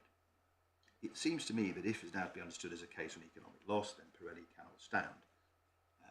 It makes no sense, and so on and so on. There are arguments in favour, I just skipped a couple of lines, there are arguments in favour of saying that the plaintiff suffered economic loss when the chimney was constructed to the defective design, or alternatively when the defect was first discovered. Then he recites the facts of Pirelli. Then he refers to, I'm sorry, I shouldn't skip this. On the facts of Pirelli, the first approach would have led to the cause of action accruing in June or July 69, the second to it accruing in 1977. The advantage of abandoning the Pirelli approach would be to bring the defective building cases into line with other cases involving latent defects involving negligent advice. And we strongly rely on that observation. On the face of it, there's no good reason why building cases should be the subject of special rules. My Lady Justice Asplin asked, what's the difference in a building case from other cases? Well, we respectfully say there isn't any difference. And this is what Mr. Justice Dyson was driving at there. Another advantage would be to avoid the kind of contortions that are exemplified by decisions such as Dove and Harris. He then refers to the reasoning of Mr. Justice Dean in the Sutherland case, which Lord Keith referred to in Murphy, and says, I see great force in it. Similar reasoning was expressed in Invercargill, but as Lord Justice Hobhouse pointed out in Knapp, New Zealand and Australia followed a different path. In those countries, judicial solutions have been found. In England, the approach has been different. 44, in particular, the Latent Damage Act was passed in order to deal with the injustice that can flow. One consequence of adopting a discoverability test would be to render redundant the discoverability test that was introduced by that Act. And then he goes on to discuss the Act. 45, and the final. Largely for these reasons, if free to do so, I would have preferred to adopt the first of the two approaches adumbrated by Mr. Justice Dean. I've touched on this point because it's subject of argument by Ms. May. So in other words, of the two alternatives that he posed in paragraph 43, he prefers the first one, which is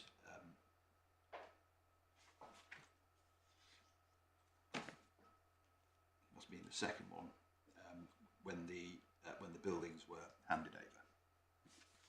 Now, let me see now if I can try and summarise the position. First of all, the House of Lords in Murphy reinterpreted Pirelli when they determined it fell within Headley Burn.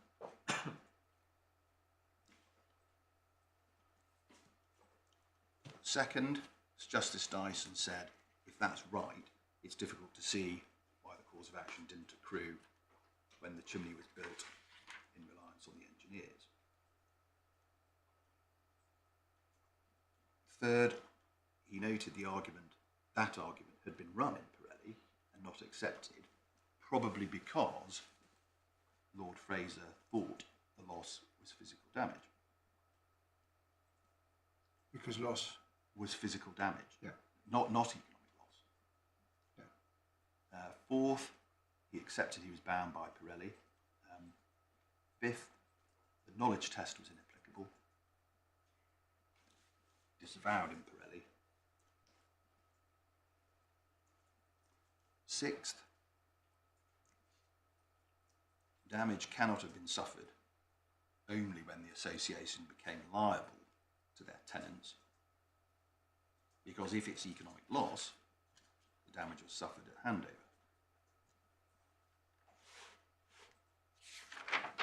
Seventh, applying Pirelli as interpreted by the Court of Appeal, the cause of action accrued at the latest on completion.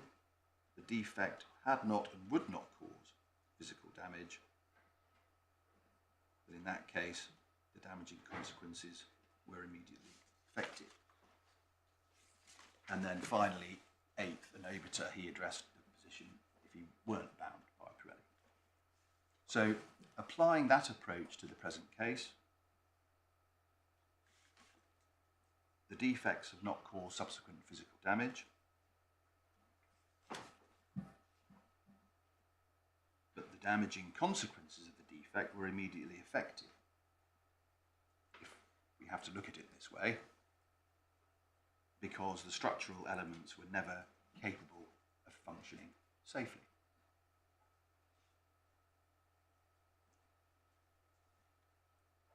From the outset, the developments have contained structural elements which were dangerously under capacity. Is that doomed from the start? It might be. I'm going to come back to doom from the start a bit later on.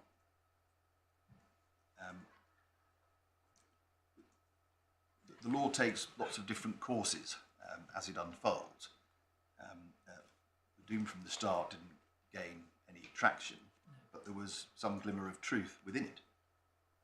Respectfully, Lord Fraser may have been aware that there was a scenario which he wasn't covering in Pirelli, and may turn out to have been more common than one would necessarily imagine, perhaps based upon his assumption that design defects invariably cause cracking in buildings, which is very much not the case. But anyway, I'll come back and look at that. So, that submission that I've just made about the damaging consequences being immediately effective, the judge agreed with. The references are judgment 13 and 21. So that's our Sorry, first. just give me those references again. 13 and 21. 13 and 21. Yeah. Thank you.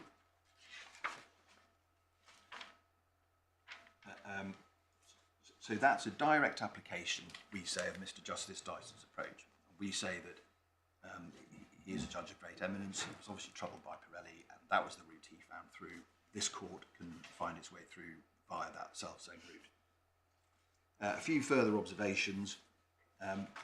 On that analysis, of course, the developments are defective in BDW's hands at a point in time when it has, when it owns the development, and so it suffers, it has actionable damage, and it has an interest in the dwellings. Secondly, it doesn't matter that the existence of the cause of action is unknown any more than it did in Pirelli. That sort of problem is why we have the Latent Damage Act. And it's also the position, I'll look at this with my secondary and tertiary cases, but in all of those other cases as well, it doesn't matter that you don't know that you have your cause of action. NAP, Moore, all the others, not aware. Nor does it matter that the development was sold for full value. That merely goes to whether loss was avoided. It doesn't go to actionable damage. And again, one can look at the other cases with that in mind. So in AXA, the book of claims could have been sold for full value. In Moore, the business with the defective non-competition covenant could have been sold for full value. In NAP, the house could have been sold before the fire. And in New Islington, the development could have been sold before it was occupied. So one can see that disposal for full value really doesn't come into it at all on this analysis. All of that is for trial, avoidance of loss mitigation. So what was the second way of arriving at the same conclusion? Well, we say really from first principles and from recognising that the relevant observations relied upon both in Pirelli and in Murphy were either inapplicable in the case of Pirelli because here we have no actionable damage, and in Murphy obiter because Murphy wasn't a limitation or cruel question.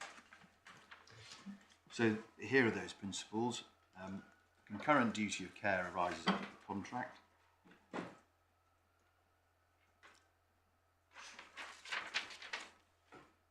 The negligence has resulted in an unsound building, not a sound one.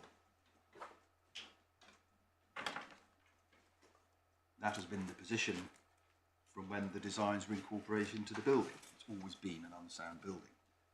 That is when actionable loss occurred, and that conclusion is consistent with other professional negligence cases.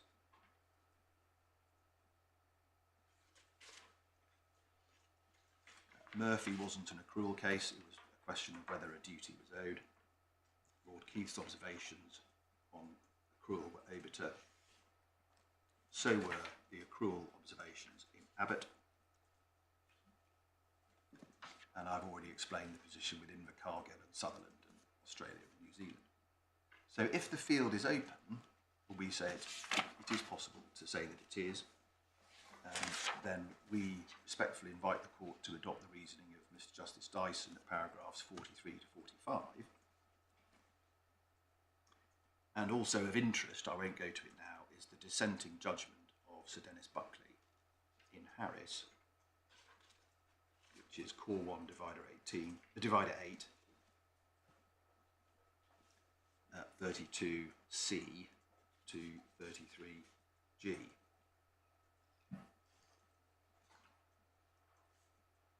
Now, So you're asking us to look at that in our own time, as it were. only in order to make progress. I'm more than No, that's fine. I'm just because Harris is not particularly easy, with great respect, to follow all of the reasoning of Lord Justice Ralph Gibson. And then when you come to the dissenting judgment, he doesn't agree with very much of it, and it's also quite difficult to work out precisely how that pans out. But anyway, I'll have another go. Well, no. My lord, what's of interest in the dissenting judgment is he says, look, let's not fiddle about with words. Let's properly look at what was decided in Pirelli and have it in its proper location in one's mind. And he goes on and says that there's no good reason why this just wasn't accrued at hand date. It's perfectly straightforward. And that's obviously right in respect of the drains. Now, I said I would look at what Lord Keith had to say in Murphy in a bit more detail, because respectfully, we are unconvinced that he was making any form of observation on accrual in any event. So can I try and make that good? Murphy is in core 1 at divider 10, and we can put new residence away.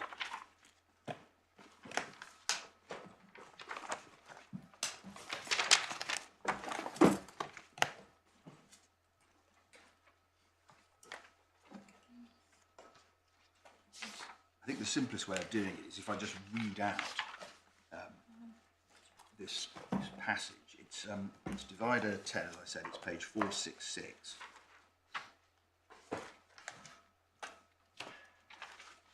We're at the top of the page, consideration of the nature of the loss. Yep. So consideration of the nature of the loss suffered in this category of case is closely tied up with the question of when the cause of action arises. He then examines the position in ands. If I can pick it up just above D, such a discovery would inevitably cause a fall in value of the building, resulting in economic loss to the owner. That such is the nature of the loss is made clear in cases where the owner abandons the building, is incapable of being put in a safe condition, or where he chooses to sell it. In Pirelli, it was held that the cause of action in tort against consulting engineers who negligently approved a design arose when damage to the chimney caused by it first occurred, not when it was discovered, or might have been. The defendants there had in relation to the design been in contractual relations with the plaintiffs, but that was time barred. If the plaintiffs, this is the relevant passage, if the plaintiffs had happened to discover the defect before any damage had occurred, there would seem to be no good reason for holding that they would not have had a cause of action in tort at that stage, without having to wait until some damage had occurred.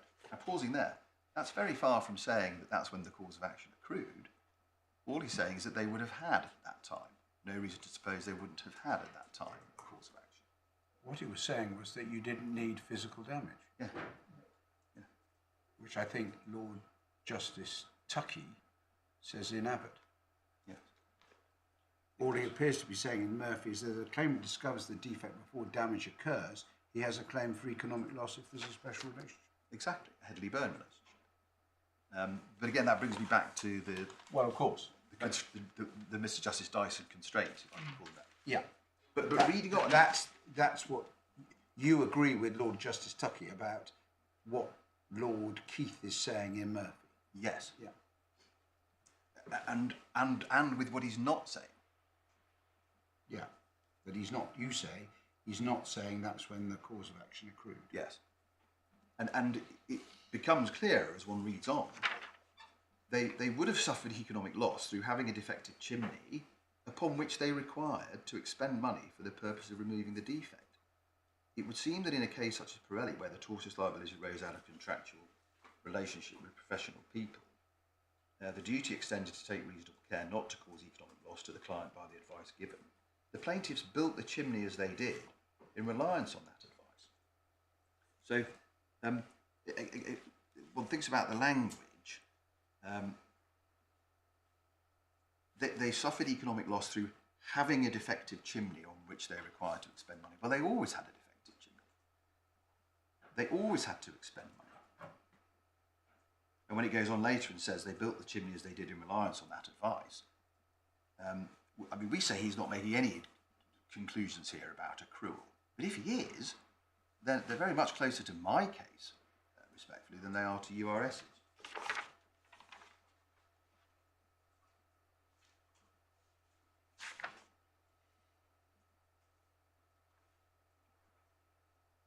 Now, at H, he's examined accrual. He's taken a look at accrual. We say he hasn't reached any conclusions. Then he goes back to economic loss. In my opinion, it must now be recognised that although the damage in Anns was characterised as physical damage, it was pure economic loss. Then he goes to Mr. Justice Dean in Sutherland and produces a detailed quotation, almost all of which concerns the categorisation of the damage as economic loss. He's only at the very foot of page 467 where Mr. Justice Dean says this, 2 lines up. It's arguable that any such loss or injury should be seen as being sustained at the time of acquisition, when because of their ignorance a higher price is paid. Militating against that approach is the consideration that for so long as the inadequacy of foundations is neither known nor manifest, no identifiable loss has come home. The purchase of sales and so on and so forth. Of course, really what's happening there is they're avoiding the loss. It's not that there's been no actionable damage. And it turns out that Mr. Justice Dean prefers the latter course, and so be it. And heavy reliance is placed by my learned friend on the next passage of Lord Keith's speech. I find myself in respectful agreement with the reasoning contained in this passage, which seems to me to be incontrovertible.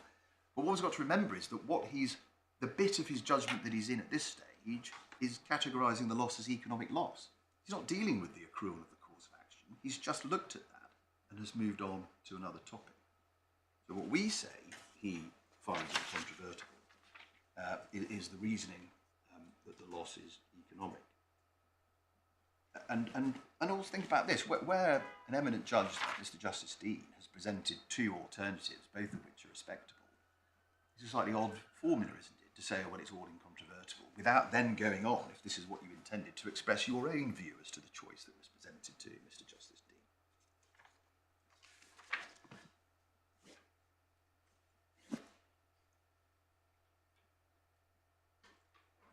Well, that concludes the submissions then in relation to the first section. So I'm now coming on to section 2, namely the decision of the judge is consistent with accrual in other professional negligence cases. Now I've got a few opening observations to make before we dive into the cases.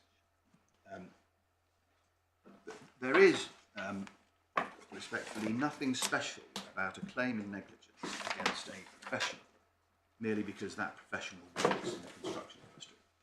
The principles applying to claims of negligence against professionals ought to be broadly the same regardless of the profession that they are in, and we submit that this proposition is obvious. We also submit that my learned friend Ms. Parkin's answer to the question, what's the distinction between construction cases and the rest, is unconvincing.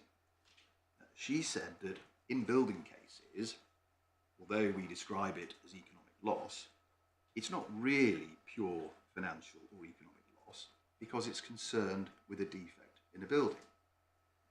That's what my learned friend said yesterday. We don't agree. Once Murphy exploded the myth that damage was physical damage in connection with construction professionals, that was an end of the debate.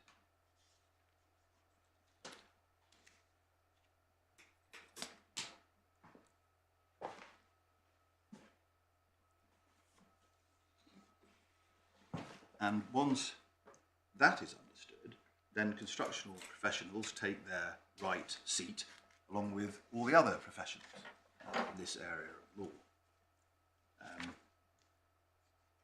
When the professional is negligent in the provision of his services, that which he tends to cause, that no doubt could be exceptions, perhaps revoking a hard hat rule on a site and something lands on somebody's head, but typically losses are economic loss. And going back to the discussion in Murphy, it's damage to the thing itself, and the thing itself was damaged from the outset. So what I propose to do, and if this is a convenient moment after lunch, is to look at just 3 of the other professional negligence cases, namely NAP, AXA and Burse, and then I hope to be able to summarise the position after having summarised the position, I will have some responsive submissions to murder offence skeleton, and then hopefully, with a fair wind, I'll be on to the secondary and tertiary cases, hopefully within about an hour or so. Excellent. Thank you very much. Thank you. Very well. Thank you very much. 2 o'clock, please.